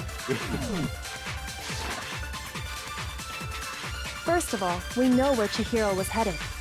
Next, we have to ask, why did he choose the specific tracksuit that he did? Okay. What do you mean, the specific tracksuit? I know this is probably getting annoying. I got it! He picked that tracksuit because it matched the one the culprit was wearing!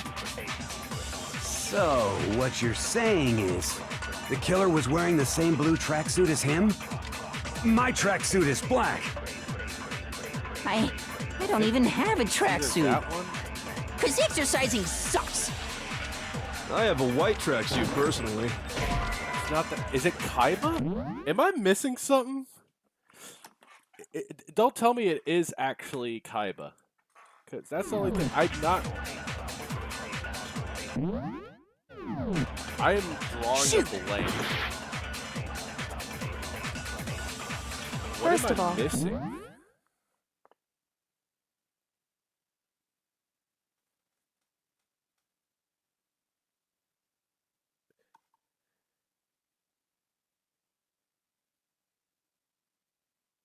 How much time do I got? I got a little bit of time to listen. He was on his way to. So next, we have to. Why did he choose? What do you mean, the I got it! It matched the one the culprit. So, what the killer was wearing the same blue tracksuit as him?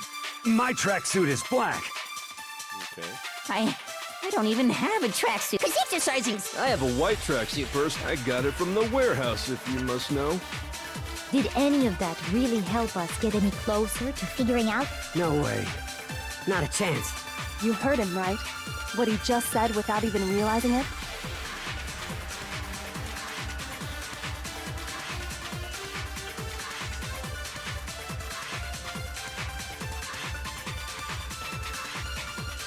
First of all, we know where Chihiro was headed. Oh! He was on his way to go X, so next, but why did he choose? What do you mean, this? I got it!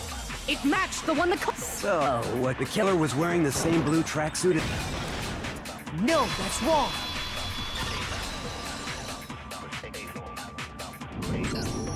Hold on a second, Mon.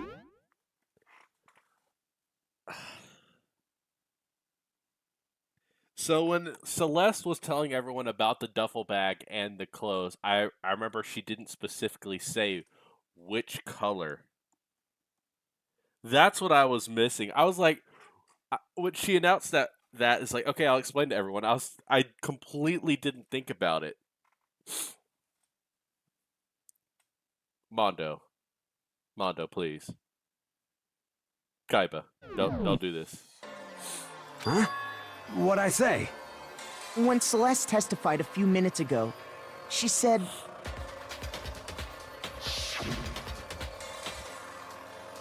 Track jacket in a duffel bag. She never said anything about the jacket's color. So why did you say Chihiro's blue tracksuit? What are you... You just... Hey, Celeste, what color was Chihiro's tracksuit? As a matter of fact, it was blue. And before we began the trial, did you tell anyone that? The only one I told about any of this was you. Then, Mondo, how did you know what color Chihiro's tracksuit was? Because I just... I'm sure he saw the clothes at some point in the investigation. No, that can't be it. Kaiba, The bag and clothes were surely disposed of by the time we began our investigation. Then the only reason he could have known what color the tracksuit was is if he saw Cherry with it before he died! That's the only possibility! Cherry? Are you talking about Chihiro? So, how about it? Did you see the tracksuit or didn't you? Oh my god. Just by chance. I just happened to see it last night. He walked past me, and he was carrying the tracksuit in his hands. No, that can't be it either. According to Celeste's testimony,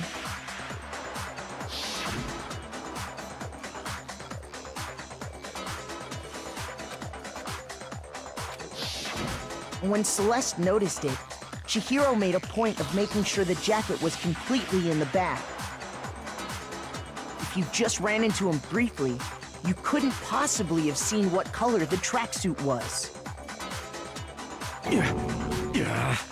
It would appear you've dug your own grave. Perhaps. But you handed him the shovel, didn't you? That's why you said what you did.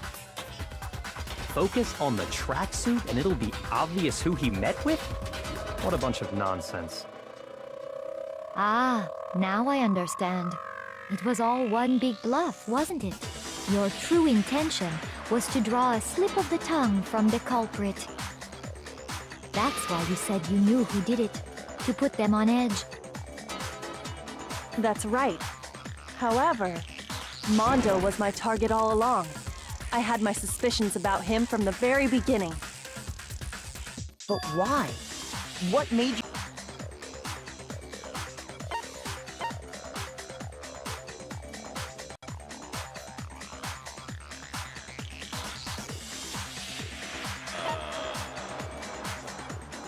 Not timed. What is this?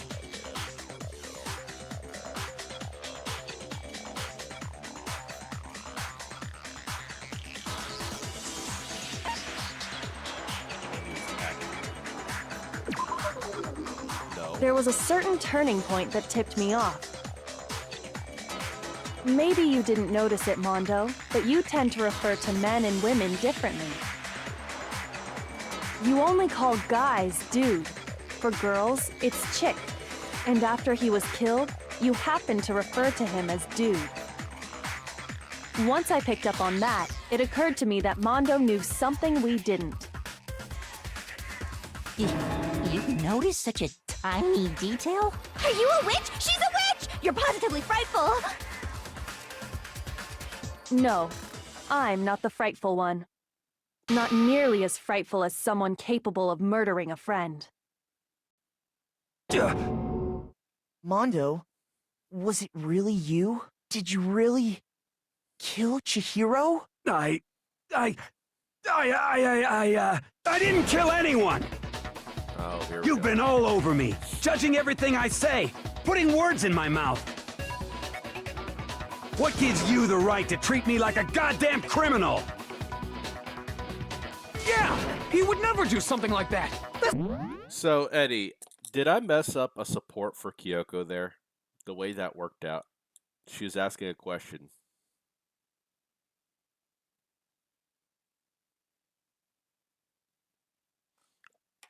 Is that another support thing? Did I mess that up?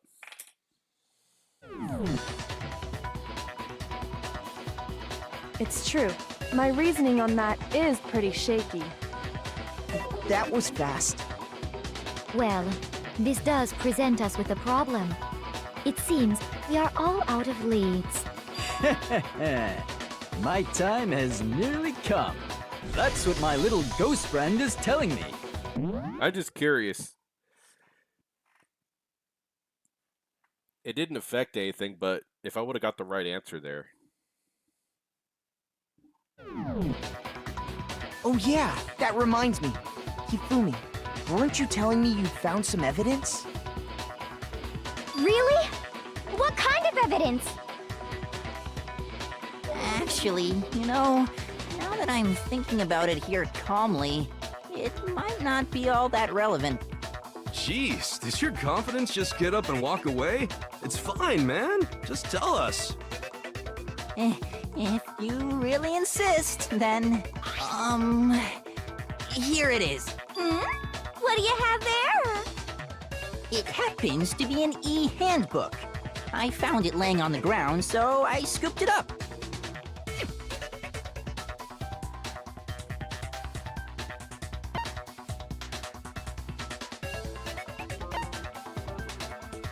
I got it! We know Chihiro's handbook was missing from the scene of the crime, right? For a fact. For a fact indeed.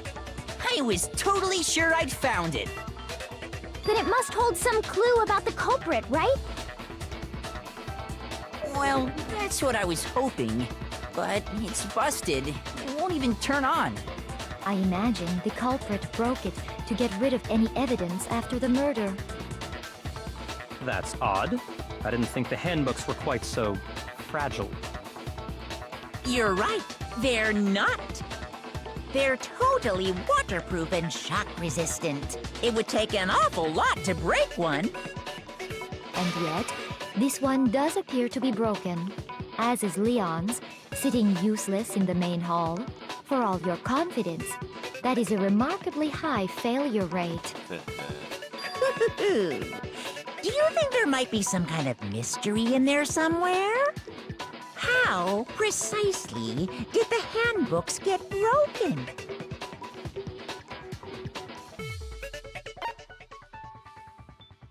By hacking it?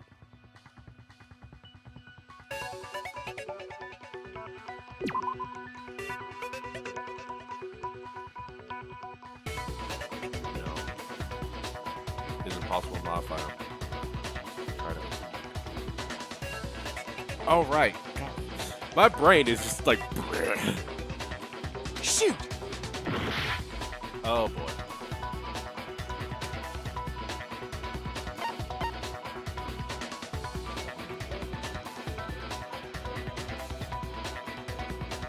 I got it! That was only. You already told us before that the handbook has one weak point, didn't you? You remember that? Sure, maybe I let that slip, but I never told anyone what the weak point actually was. But if the handbook is supposed to never break, and two of the... Then we can only assume that someone's figured out its weakness. I did not remember it. You know what the weakness is, right, Monokuma? So, what is it? Huh? You're asking me? I think it's a necessary piece of information if you want this to be a fair trial. But if I tell you, and someone else decides to copy it, that would be very not good. Just tell us already! Why would we want to break our own handbooks? Oh well, I have a weakness for pushy demands. But you're sure you won't follow their example? Then allow me to make a special announcement. The weak point of my cutting-edge e-handbook is... when it's exposed to high temperatures for too long, it will suffer a meltdown and totally break!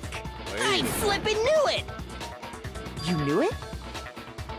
Yeah, because I found the handbook laying on the floor of the sauna. The temperature in the sauna can reach over 200 degrees. Strange how as your sweat evaporates, it creates a cooling layer of air around your skin. If the hot air of the sauna were somehow pushed directly onto your skin, you'd definitely get fried. That layer of air would get blown away. That's why you may feel a burning when you move around. So when you're in a sauna, make sure to keep nice and still. Wow, interesting. I learned one new fact today. That is a mere trifling speck of knowledge. Anna. Then the killer must have been purposely trying to raise its temperature in order to break it. Meaning the culprit somehow knew its weakness. But how'd they find out? Monokuma said he didn't tell anyone, right? Indeed. Quite the mystery. Kaiba What was. if they found out by accident? It was by accident. What do you mean by accident? What if the killer took their own handbook into the sauna, not knowing its weakness, and it broke? They'd realize it was broken, of course. And once they had Chihiro's handbook, they knew they had an easy way to dispose of it. I won't say it's not possible, but who would have done something like that? I don't know of anyone who took their handbook into the sauna. He did because he was trying to be a man. I might know someone who did. Whoa! Seriously? I think the one who may have taken their handbook into the sauna was... Do I pick?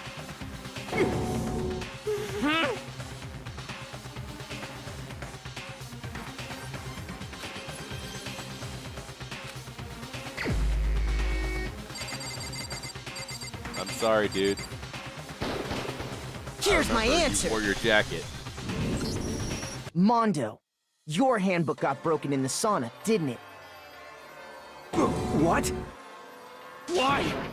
Why do you keep accusing him? Mondo and Taka had an endurance contest in the sauna not too long ago, remember? And for the contest, Mondo just so happened to keep his school uniform on. But little did he realize, he'd also left his handbook in one of his uniform pockets. And when it was all over, Mondo discovered that taking your handbook into the sauna could easily destroy it. No, wait, hold on. You've got it all wrong. He would never kill. I don't accept this. Show me the proof. The actual solid proof. Don't let your bromance blind you.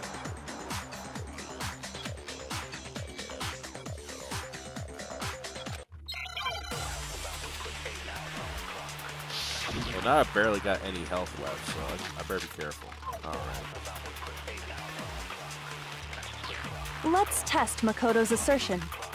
If what he says is correct, then Mondo, you broke your own handbook. In other words, if Mondo's handbook is actually broken, then that proves that what Makoto said is right. Well, my goddamn handbook works just fine. See? Look! Makoto was wrong after all! Mondo wouldn't hurt a fly!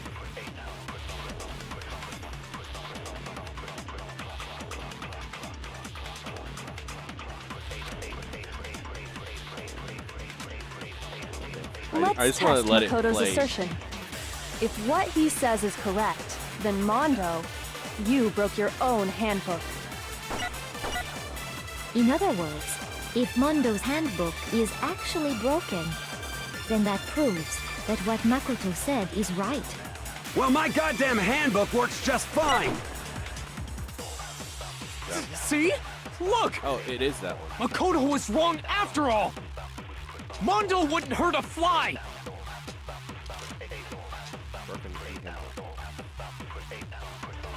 I'm scared now. I'm really scared.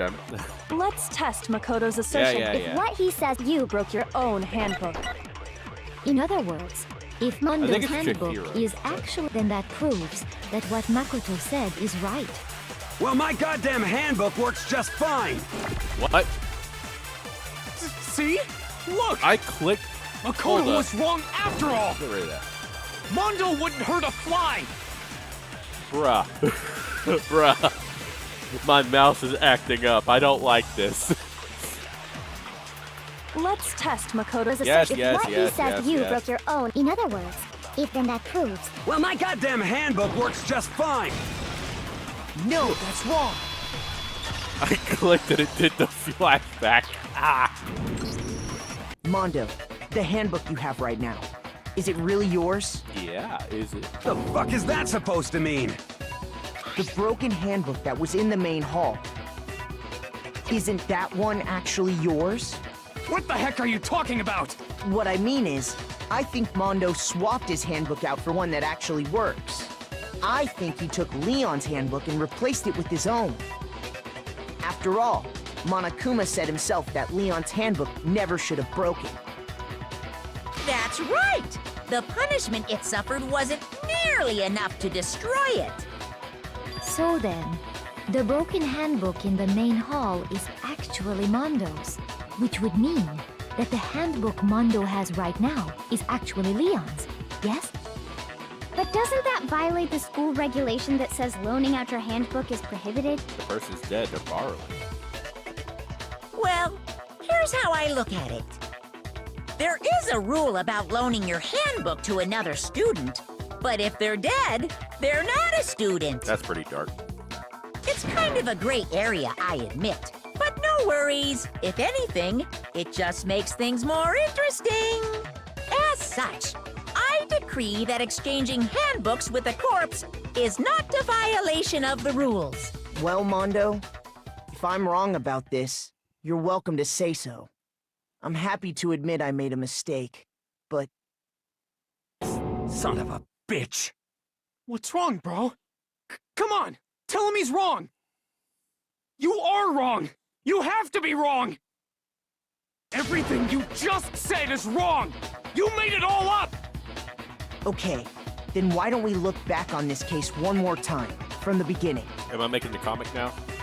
That way, everything will become clear, and we'll all see if I was right or wrong.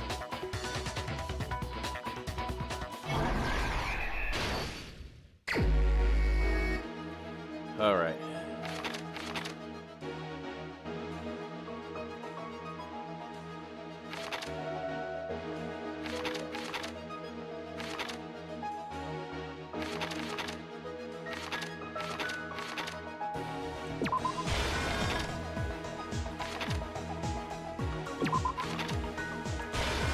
We did that.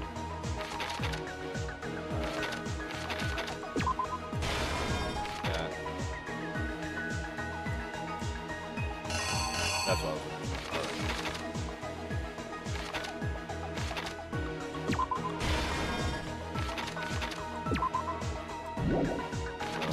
this goes here.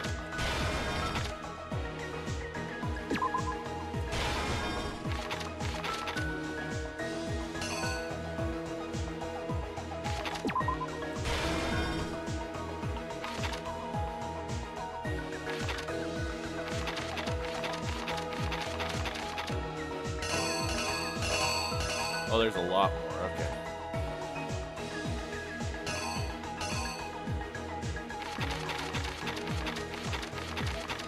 Wait, so then this goes here.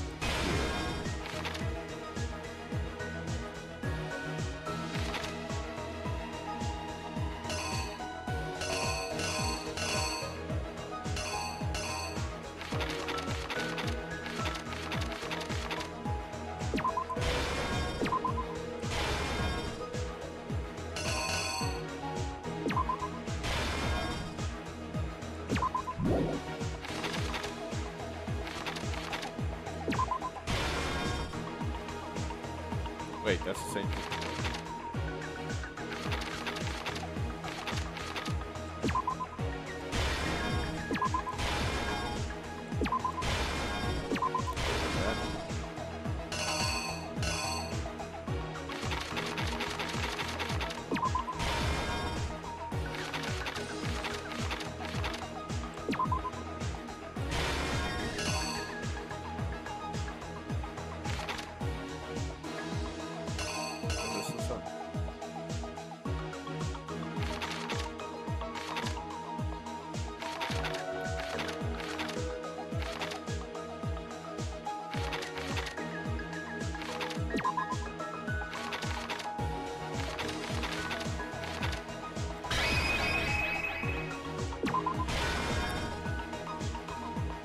That's not right.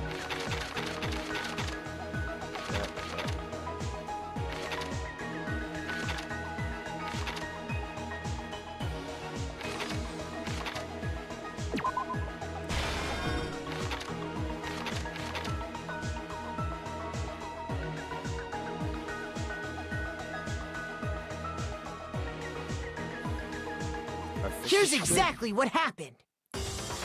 First, let's take a look back to before the incident. Maybe. I don't know. Last night, Celeste saw Chihiro in the warehouse, correct?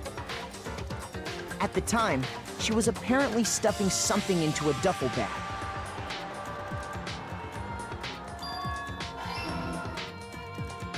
That something was a blue tracksuit. You can confirm this, right, Celeste?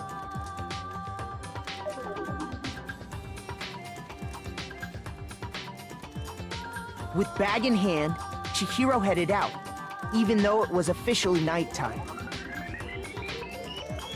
She made her way to the locker room, specifically the boys' locker room. But how could the victim, who was apparently a girl, access the boys' locker room?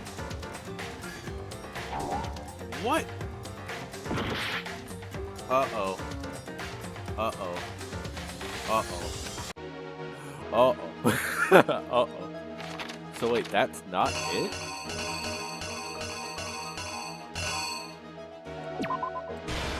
Is it this?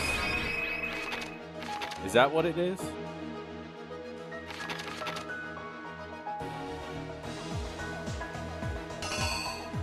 Wait. That gets his bloody drops. And then he drops the thing.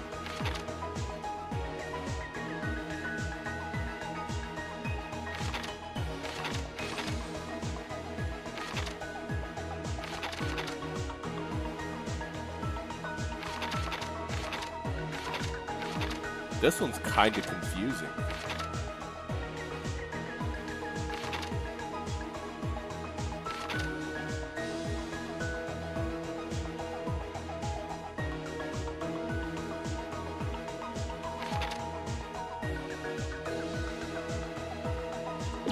Assuming that isn't it. What other pictures do I have? That?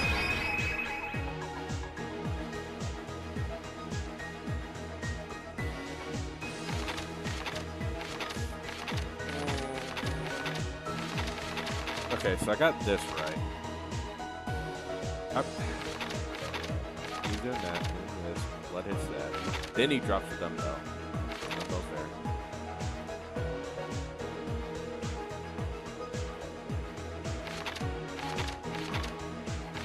I guess?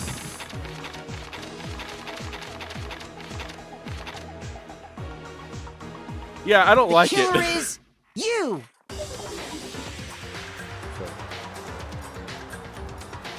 With bag in hand, she made her way to the locker. But how could the victim? God!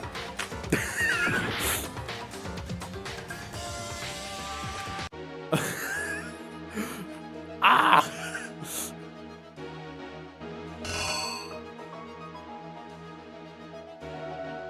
If it's not either of these, then what is it?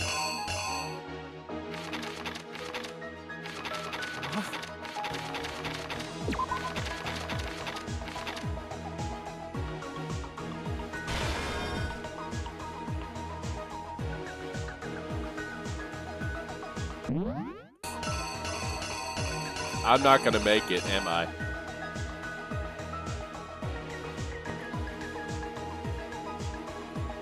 It's not that one or this one.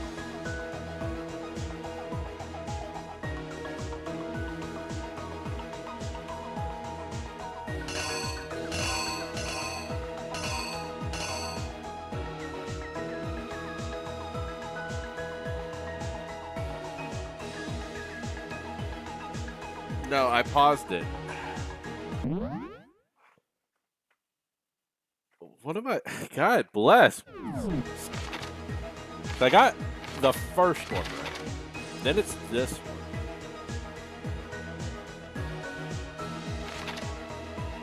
Because he grabs it, stands up, does that, hits her, blah, blah. That one I might not get right either. Does this. It's not bad.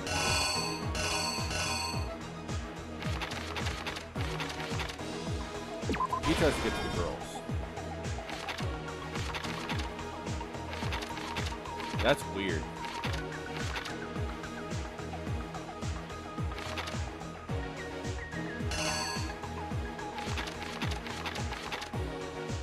Is it this?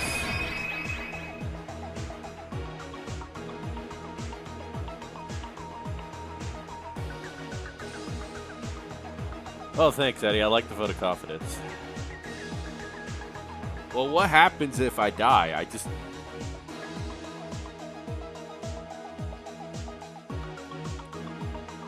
Well, I guess I get to learn the hard way. Whatever. Alright, show me the X. With bag in... She made her way, but how could the victim? Got it!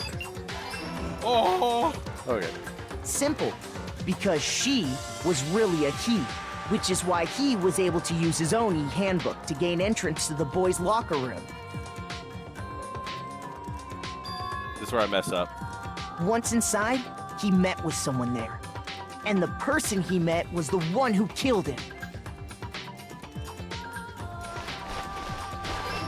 Got it.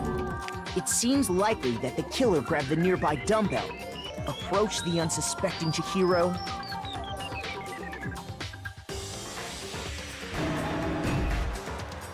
and attacked him.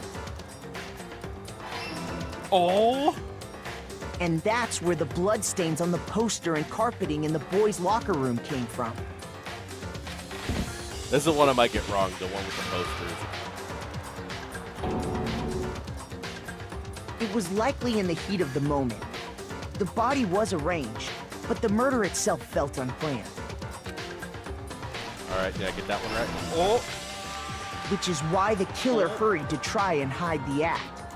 First, pulling up the bloodstained carpet. Then, removing the bloody poster. What? Are you kidding me? Ah.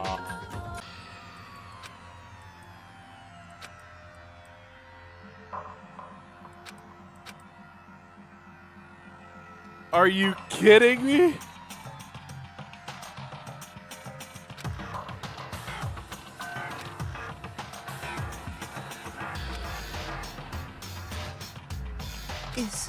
Is this really the end for all of us? Yeah, we'll give it another shot. I refuse to give up yet. Oh.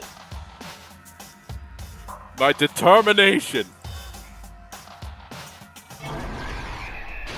Okay, never mind. I'm happy with this. All right, so. Okay.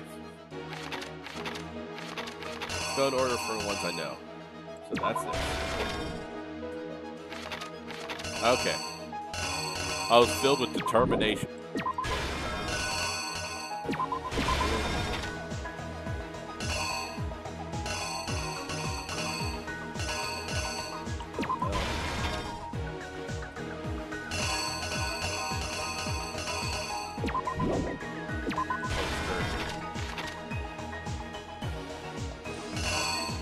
So I had this poster correct.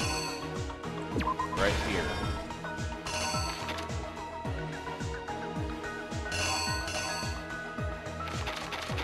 This one's obvious. This is that.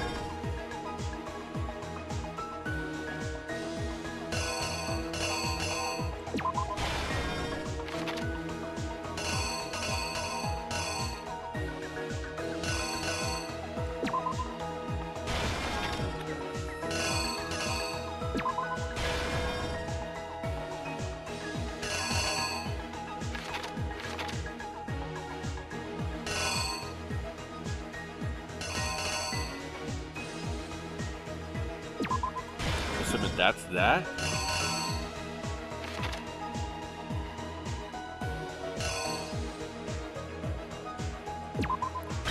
Maybe that? No, that doesn't seem right. Add the poster, right?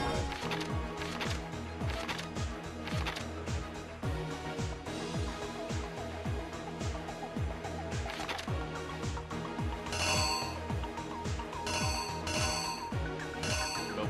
It wasn't the dumbbell?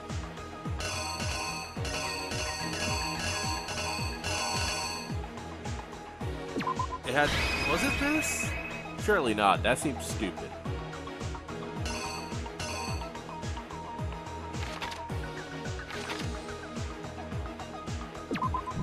That seems stupid.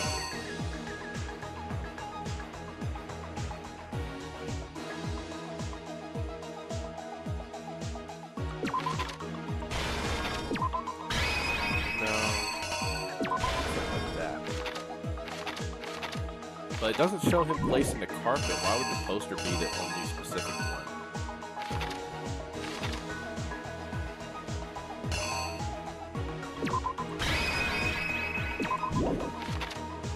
This is tough.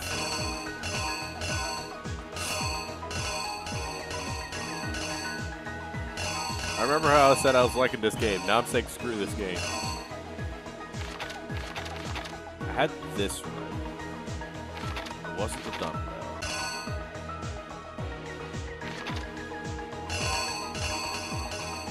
Let's just put the poster and see what happens. Here's exactly what happened. First, let... Yes, I know. Last night at the time... I got the duffel bag right. That's... Speed running. With bag in hand, she made her way to the... But how could the victim... Got that right. Got that right. Simple, which is why... Got that right. Once inside, he met... It seems likely that the killer grabbed... Got that right. And attacked. And that's where the bloodstain... Got the poster right.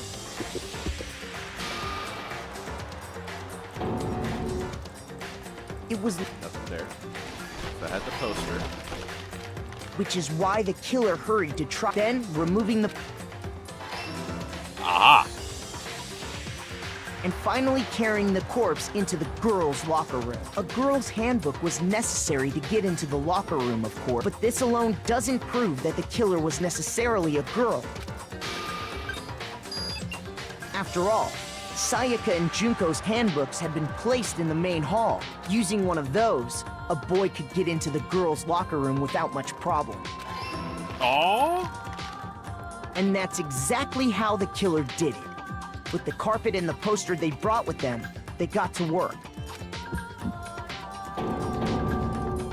They changed the layout of the boys' and girls' locker room in what you might call a crime scene switch. That could have been the end of things, but no. Byakuya discovered the body and decided to intervene in the situation, making things even more complicated. You had to. You had to make it more complicated for me, huh? So, after stumbling on the crime scene, he went and grabbed the extension cord from the library, and then he got to work. He used the cord to string up Chihiro's lifeless body.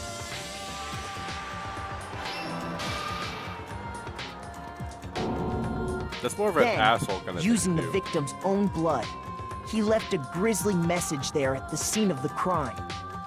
He wanted to create the illusion that Genocide Jack was responsible for the slaughter. You asshole. And around the same time that Byakuya was putting together this facade, the killer, having already disposed of Chihiro's bag and other... There, they planned to destroy the last piece of evidence, Chihiro's handbook.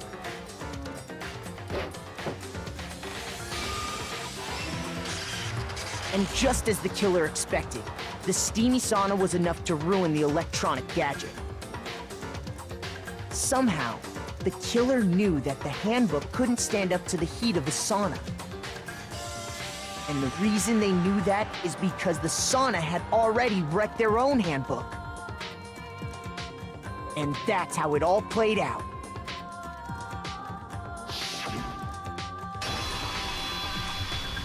Isn't that right, Mondo Owada? Why, Kaiba? Why?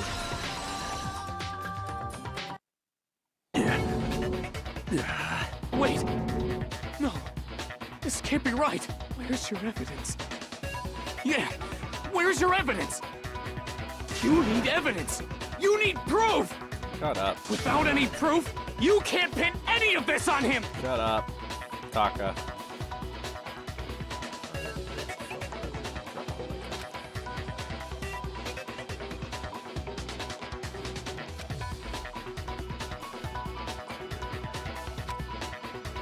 A new element. Oh my god. Another new thing? Let's talk about a little bit for Fever Time and Nega Time. Okay, awesome. Why is it on auto? I don't... Is there a way I could turn off auto? Oh. Auto mode. Okay, space. No. Okay, Fever Time will activate and the tempo will be forced to its max. What? Yep, hold up.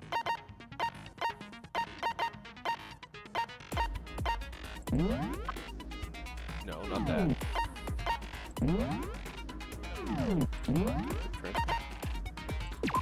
What did it say? During bullet time battle, if you press space key, Fever Time will activate and tempo will be forced to its max. I'm sorry? At this point, even if you push the buttons at random, you won't What? So you can push right, left, however you want to destroy your opponent's verbal assault.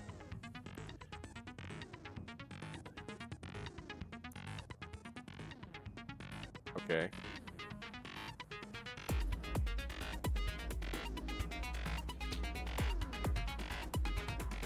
We also prepared something called Nega Time that your opponent can use. Oh, cool.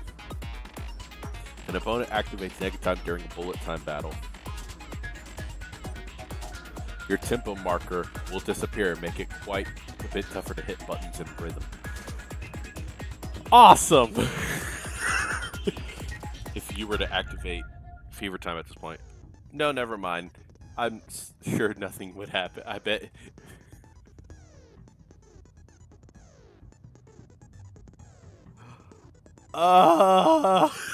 It's everything in this game trying to...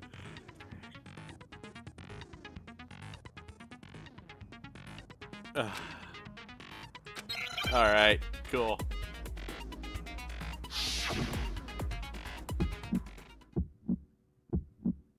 Show me some evidence! You're wrong!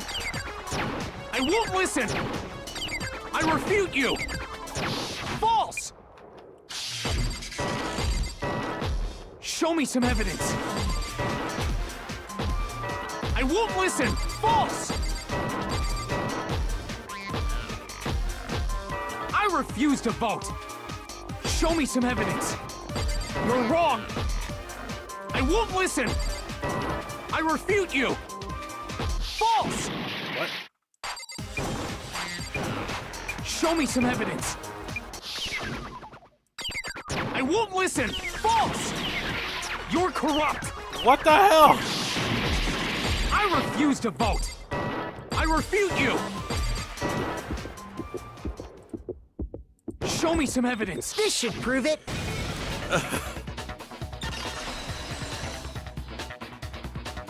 I thought I was keeping the beat, but apparently I was Thinking wrong. so far is right.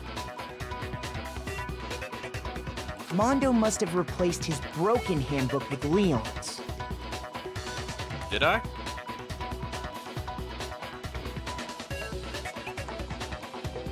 No, I was full health. My health was on the right.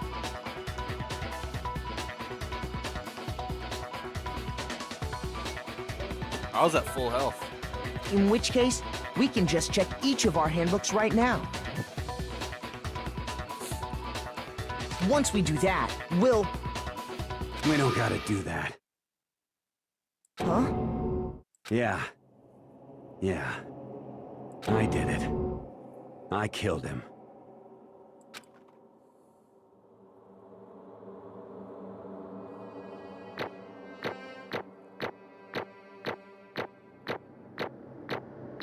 I'm surprised I got an A on any of that.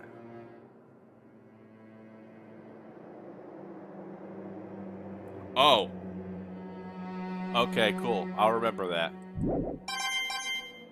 I'm shocked I got an A. Bro! What are you saying? I got no choice, man. After hearing all that, I gotta just... give up. Go ahead, Monokuma. Get it over with. Ask for the goddamn verdict. Roger that! Kaiba. Wait! Hold on! No waiting! No holding on! Time for the moment we've all been waiting for! Grab your lever and give it a yank! Who will you elect as the Blackened this time around? Will you make the right choice or the dreadfully wrong one? What's it gonna be? What's it gonna be?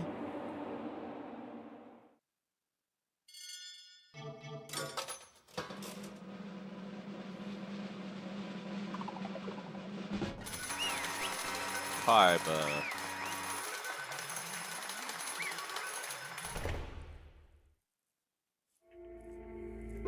What?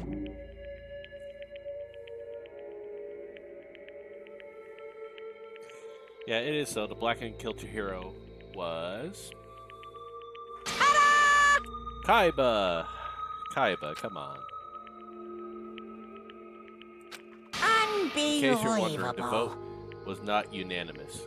Taka chose the wrong answer. You're treading a very close to be in the danger zone. You need to be more careful. I refuse to believe it. There's no way he would kill someone. Sorry. What is this? Why are you apologizing? Why? Why did you do it? Now then. Well, it looks like Kaiba's taking a vow of silence, so allow me to explain on his behalf. Actually... The story of the murder this time is the sad story of two men.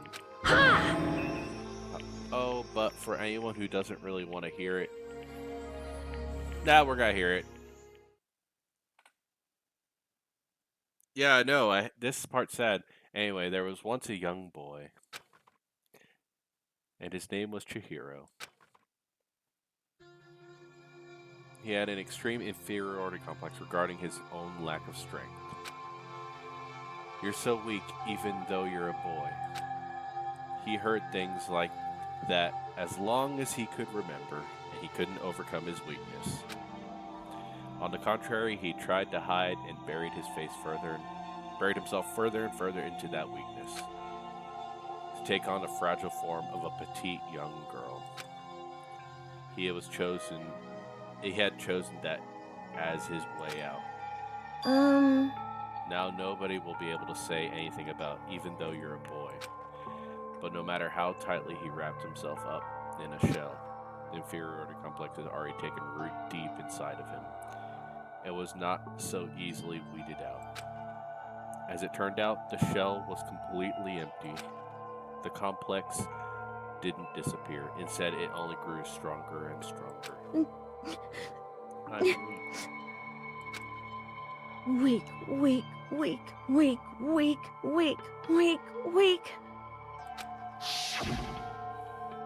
Once the killing game had begun here at the school, he had no choice but to accept that fact. After all, this is a world is survival of the fittest. If you're not strong, you don't survive. And then the lovely and hateful Monokuma announced that, revealing an embarrassing secrets, which was more willing to divulge. Even though he dresses like a girl, Chihiro is actually a boy. Hey, And that was something Chihiro couldn't let anyone find out, no matter... No. If that was revealed, it would be the end. The hardened shell would crack, and the armor would fall away. Without a doubt, those around him would torture him even more than before. Everyone figured being thrust into such a dilemma must have sent him spiraling into despair. What? And yet, I'm sorry. I don't really want to talk about it right now. But I also don't want to leave things the way they are. So maybe I could talk about it later. Try to become strong. I could tell everyone. Annoyingly, he used the threat of discovery to motivate himself to become stronger. that's right. Now's my chance. I want to change. I'm going to get stronger and accept who I am. Strong enough so that when someone says, even though you're a boy, I'll be okay, I'll be better. Oh no, Chihiro! With that thought at the front of his mind, he resolved to take immediate action. And so, the day he made a commitment and began exercising, he is prepared to train his mind and body. But sadly, that would be the first and only chance he would get at it. Hey, When he decided to start exercising, he thought it would be good to ask for someone's help. But he wanted to tell that person his secret first, and then ask them to help him from there. The person he went to. Yeah, that's right. It was me. Yep, it sure was. The biker gang fella had been painfully clear about how important his manly promises were. So Chihiro probably figured that even if he confided to Kaiba, his honor would make him keep the secret. Plus, Mr. Macho Mondo was very simple of a strong man that Chihiro had always aspired to. Maybe talking to Mondo about it will help give me some courage. So I went and asked Mondo to help him become strong. That was his aspiration. And he thought that only with Mondo's support would he ever be able to come close to that. Correct. So then that must be why Mondo did what he did, to keep the promise he made to Chihiro. What he did? You mean that's why he carried out Chihiro from the boys' locker room into the girls' locker room? Indeed. Yes, that's exactly what I mean. Was that cover up? Wasn't that the cover up what he'd done? Certainly. That could have been part of it, but I don't think it was the main reason. The real person is to keep the promise between men he made with Chihiro. But How does moving that body keep his secret? Because Everyone knew he didn't kill in the boys' room. Everyone knew he was arguing that how she got into the boys' locker room, right? Once it started up, those few of us would have immediately begun to suspect his identity. So he tried to protect Chihiro's secret by putting him in the girls' locker room and stealing his handbook. See, and then Kaiba did all that to keep the promise he made to Chihiro, who he'd also killed. Why would he do that? The more I hear you talk, the more I don't understand. You guys trusted each other, right? Why did you? Because no matter what, I didn't want anyone to know. I knew it. So that's what triggered it, after all. His secret. The possibility of having your embarrassing memories and secrets exposed. What is this? That's impossible. Nothing would have been that bad. Something he didn't want anyone to know, even if he... You're wrong! Impossible. Don't make me How repeat many myself. times must I repeat myself? To judge others by your own standard is the height of folly. Even if you can't comprehend it, he obviously can. That's all there is to it. Well, why around the subject? Why don't I tell you? That embarrassing memory, that secret he didn't want any... Oh my god, Monokuma, you bastard. Hey, You know what Mondo did? He killed his own brother. What a bastard. The ultimate biker gang leader makes all the hoodlums and riffraff across the country tremble.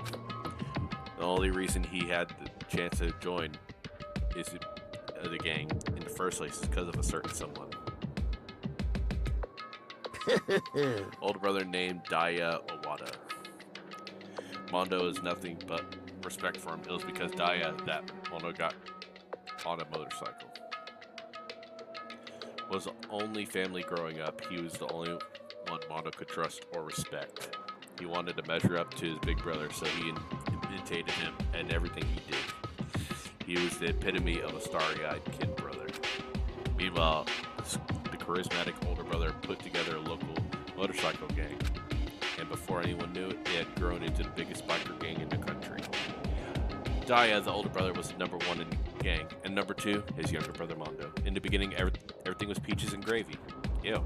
And when Mondo started to think about how he would take over the gang from his brother someday, his brother's greatness, his reputation, began to gnaw Mondo's very soul. The kid's gonna take over for Daya, so, huh? Daya created his gang with his bare hands. Mondo's just along for the ride. Could someone like that really be our leader? All that'll do is make a gang look bad. Almost every day, Mondo heard the gossip, the whispers of other members of the gang, which is why I gotta get stronger than Daya. Oh man, just one time, no matter what, I gotta win. Don't fuck with me. I don't care what it takes. I gotta come out on top. And on that night, his amazing brother's retirement ceremony, Mondo challenged him to a street race. And during the race, tragedy struck. The kid brother pushed ahead with reckless abandon, eager for victory, and dashed into oncoming traffic. But suddenly, oh my God. Laying in his kid brother's arms, the older brother delivered his final words. My bad, kid. I fucked up. Sorry. Of course he knew it was his brother's fault. But Daya never blamed him for what happened. Hey, kid. The rest is up to you. No matter what, you gotta keep the gang together. Because it's the team, you and me, put together. That's oh man, a promise between men. He decided to hide the truth of what happened from everyone else in the gang. In order to keep the gang together and keep the promise to his brother, he would never admit anyone that it was his own weakness that caused the accident. What the hell? And as a result, the team was made even stronger under the banner of the kid who bested his big brother. Daya was gonna lose to his kid brother, so he got stupid and got himself killed. That became the explanation of what happened. Mondo's lie became the truth. He wanted to lead the team so bad he was willing to tell all kinds of lies about his brother. I just... What the hell, Mondo?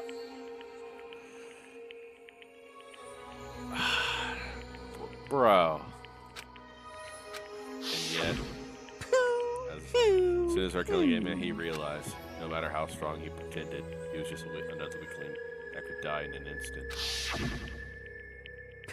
And the lovely and hateful, hey, this looks familiar. At this point, it was clear he had no problem shedding the light on his secret. Wanted to kill his own older brother. Yeah. No matter what, I couldn't let the other gang members find out. If that happened, everything would have been ruined. Everything me and my brother worked to create would have been destroyed. His death, all the guilt I had been carrying around, it all would have been for nothing. So that's why after I saw what Monokuma had on me, after my head filled with all kind of fuzzy uneasiness, I started swirling around. I'd never felt anything like that before. I didn't know what to do about it. I wasn't sure what to think or say. But after a while, that fuzzy uneasiness turned itself into a rock-hard lump of anxiety way down in my stomach. And it was right around then that Chihiro asked me to start working out with him. Right there, he told me a secret. Seriously? Jesus. I'm sorry. I'm sorry I lied to you. But why? Why now? Why are you telling me this all of a sudden? Huh? Because, I mean, you've kept that secret all this time, right? If anyone found out, you would. But You're right, but I want to change. I wrap myself in lies. I'm weak. I want to destroy that version of me forever. His words were like a knife in my gut. I felt like he was exposing a lie that I'd been living myself. I have to change. I don't want to be weak anymore. You're so strong. It can't hurt you, right?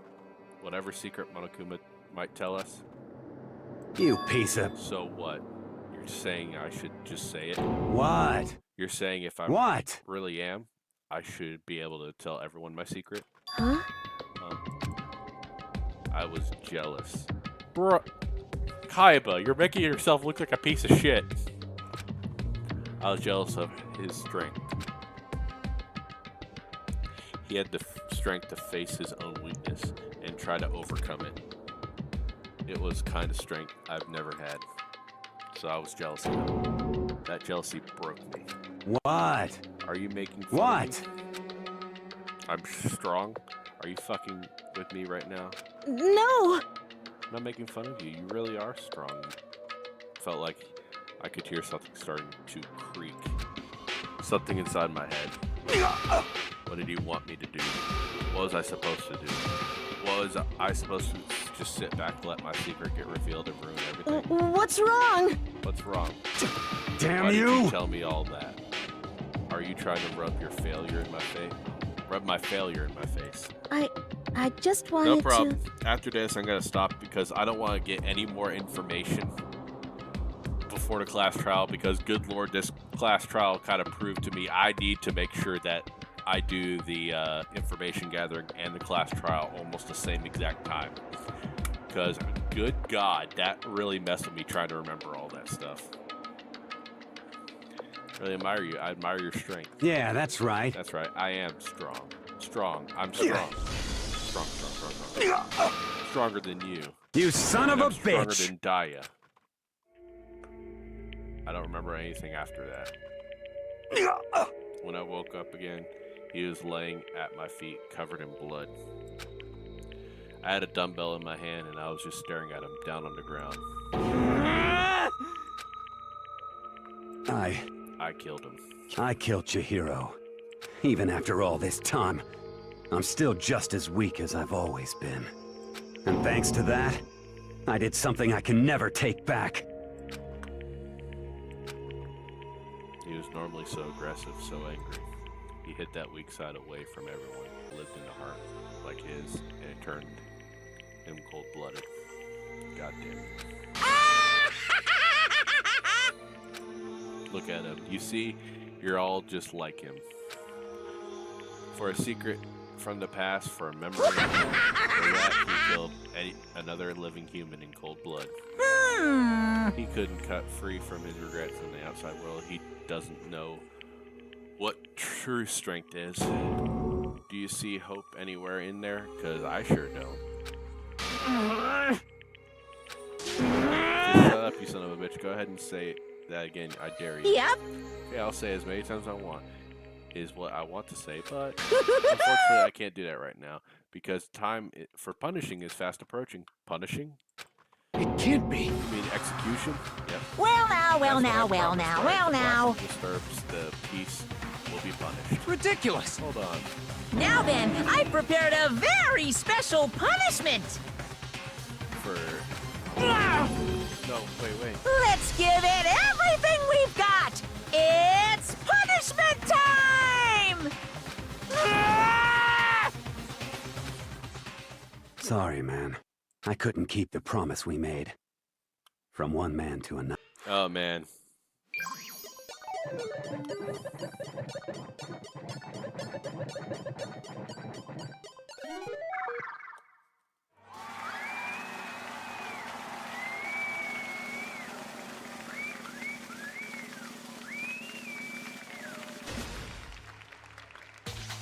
What the heck?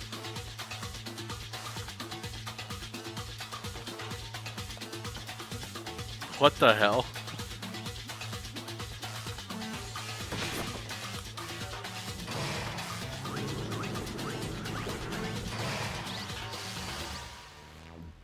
Cage of Death. No, it's his game over screen. It's not ours.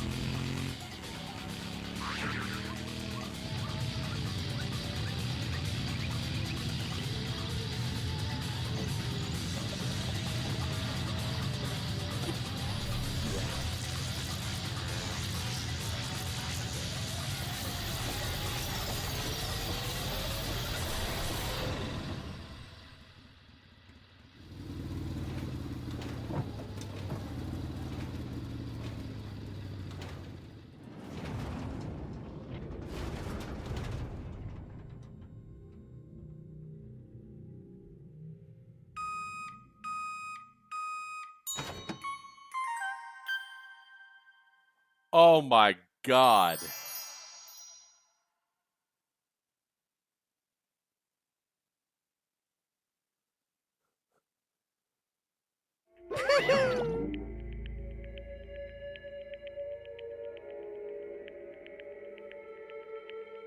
Okay. Laugh at death and your soul will forever be at peace. It can't be. My brother. Another murder, another execution. I want to feel again. Everyone's lives are taken so lightly here. I feel like I might be going mad. Maybe I'll just let it happen.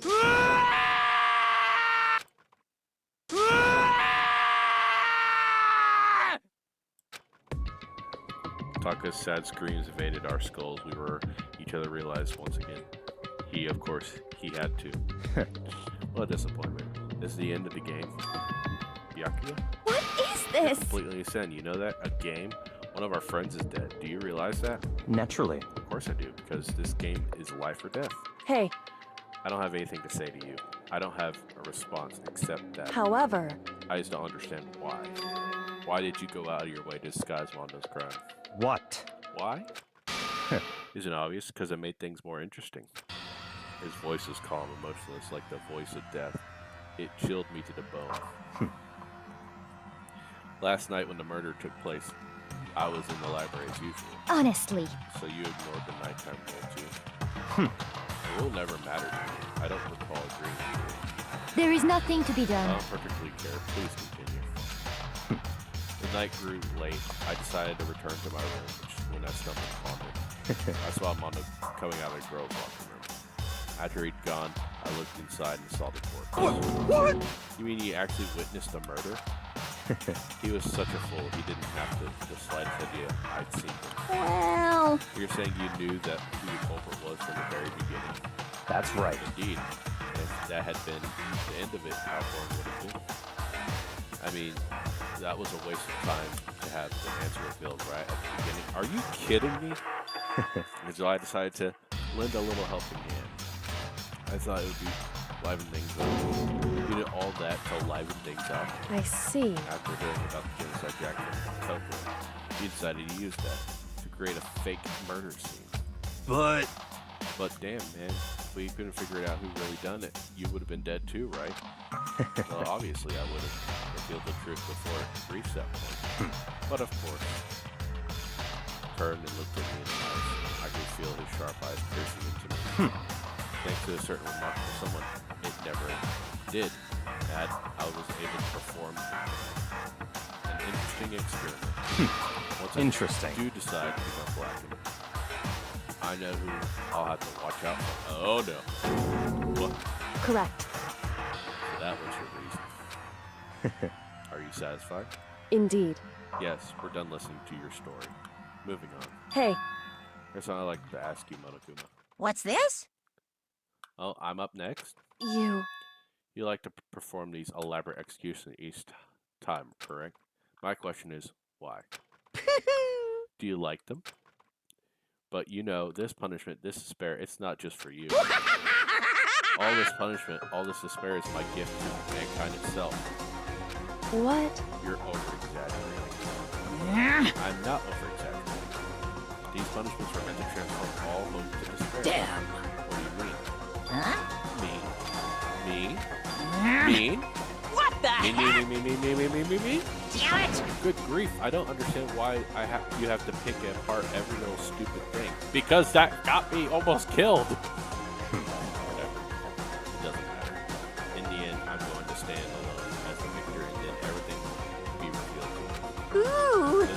How exciting! You understand? I think this is starting to clarify the relationship. That's enough. I'll never speak to you. Let me just say this. After I have achieved you're out next. I'm going to find you and kill you, understand? In the name of my family. In the name of Chogami family, for which victory is gone. You're getting all riled up! The main character video game is on no trash ball for you. I swear, whatever it takes, I will kill you. Chimper, chimper. Sounds like someone needs some yak.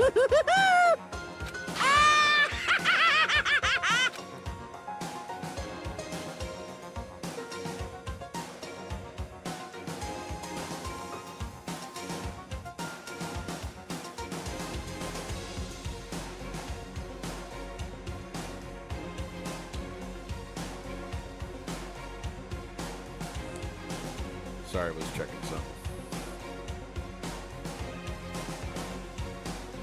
Who texted me?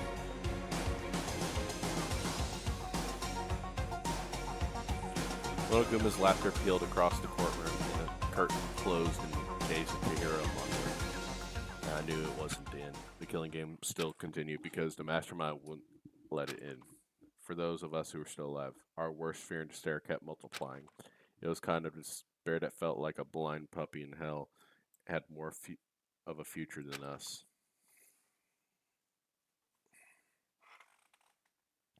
Felt like it was amounted to nothing at all. It was the worst kind of despair. Well, anyway, like I was saying, this is a pretty good spot. Yeah, a really good spot. Anyway, isn't it amazing how that girl went and killed someone before things even had a chance to get boring? Once things really get moving, it'll be like a roller coaster. There won't be any stopping it. Fear and despair charge forward at a speed nothing can hope to match. But I must admit, I'm disappointed. I went to all the pain and effort of making you part of the group, and you couldn't play your part. You do remember you were supposed to make the first move, right? Well, no biggie. Nothing we can do about it now, so just do your best to make things more exciting from now on, okay? After all, that's what everyone wants to see.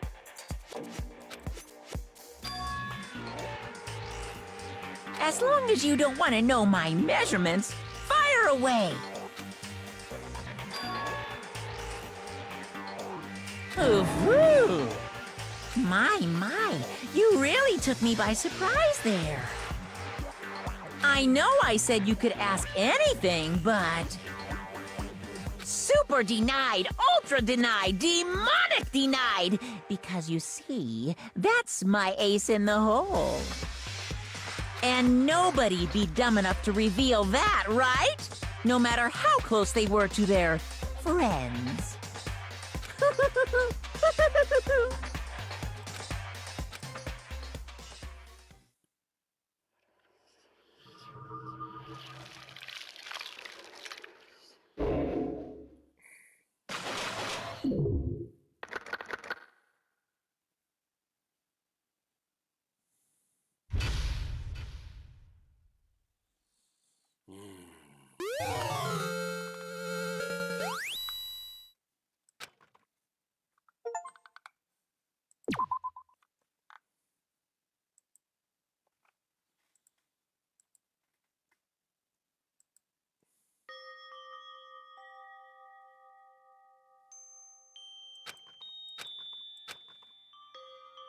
What the?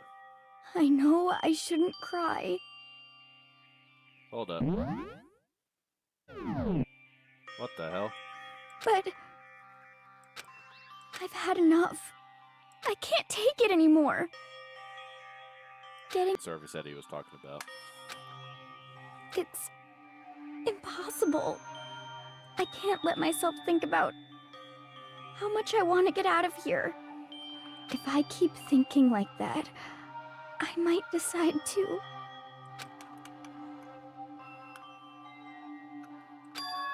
Donuts. I need to eat some donuts. I'll cheer you up. Can I save, please? Lay's donuts, twisty donuts, jelly donuts, cream-filled donuts. Okay. Oh god, a donuts, I'm praying.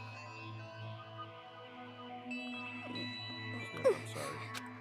Please forgive me for breaking your nighttime. Right now, for me, donuts are obviously absolutely the answer. Huh? Huh? What's that sound? Hmm. Doesn't come from the bathhouse. But Super scared, but is someone there?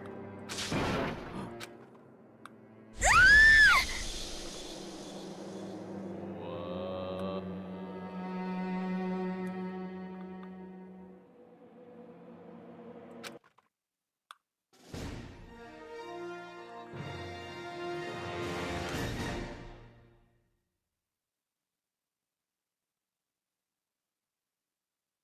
Can I please just save?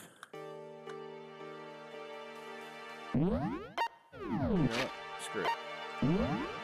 I'll save right here. I don't care.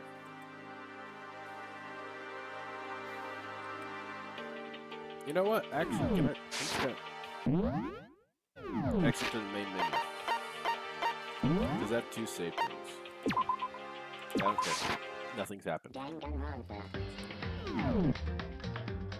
Oh, sorry. Anyway, thank you everyone for coming to watch the stream. I hope everyone's enjoyed it. That was a hard-hitting one. Really sad. Please configure both primary and backup streams correctly. The comparison of the streams failed because one of the streams is invalid.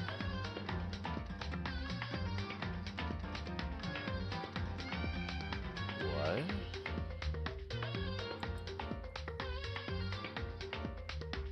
Invalid configuration? I just got it at 12:40. Oh, it's 12:42 right at what? Alright, well, thank you everyone for coming. Next weekend I probably won't stream because I'll have family down, but the week after that I'll probably be good. So, thank you all for coming. Goodbye.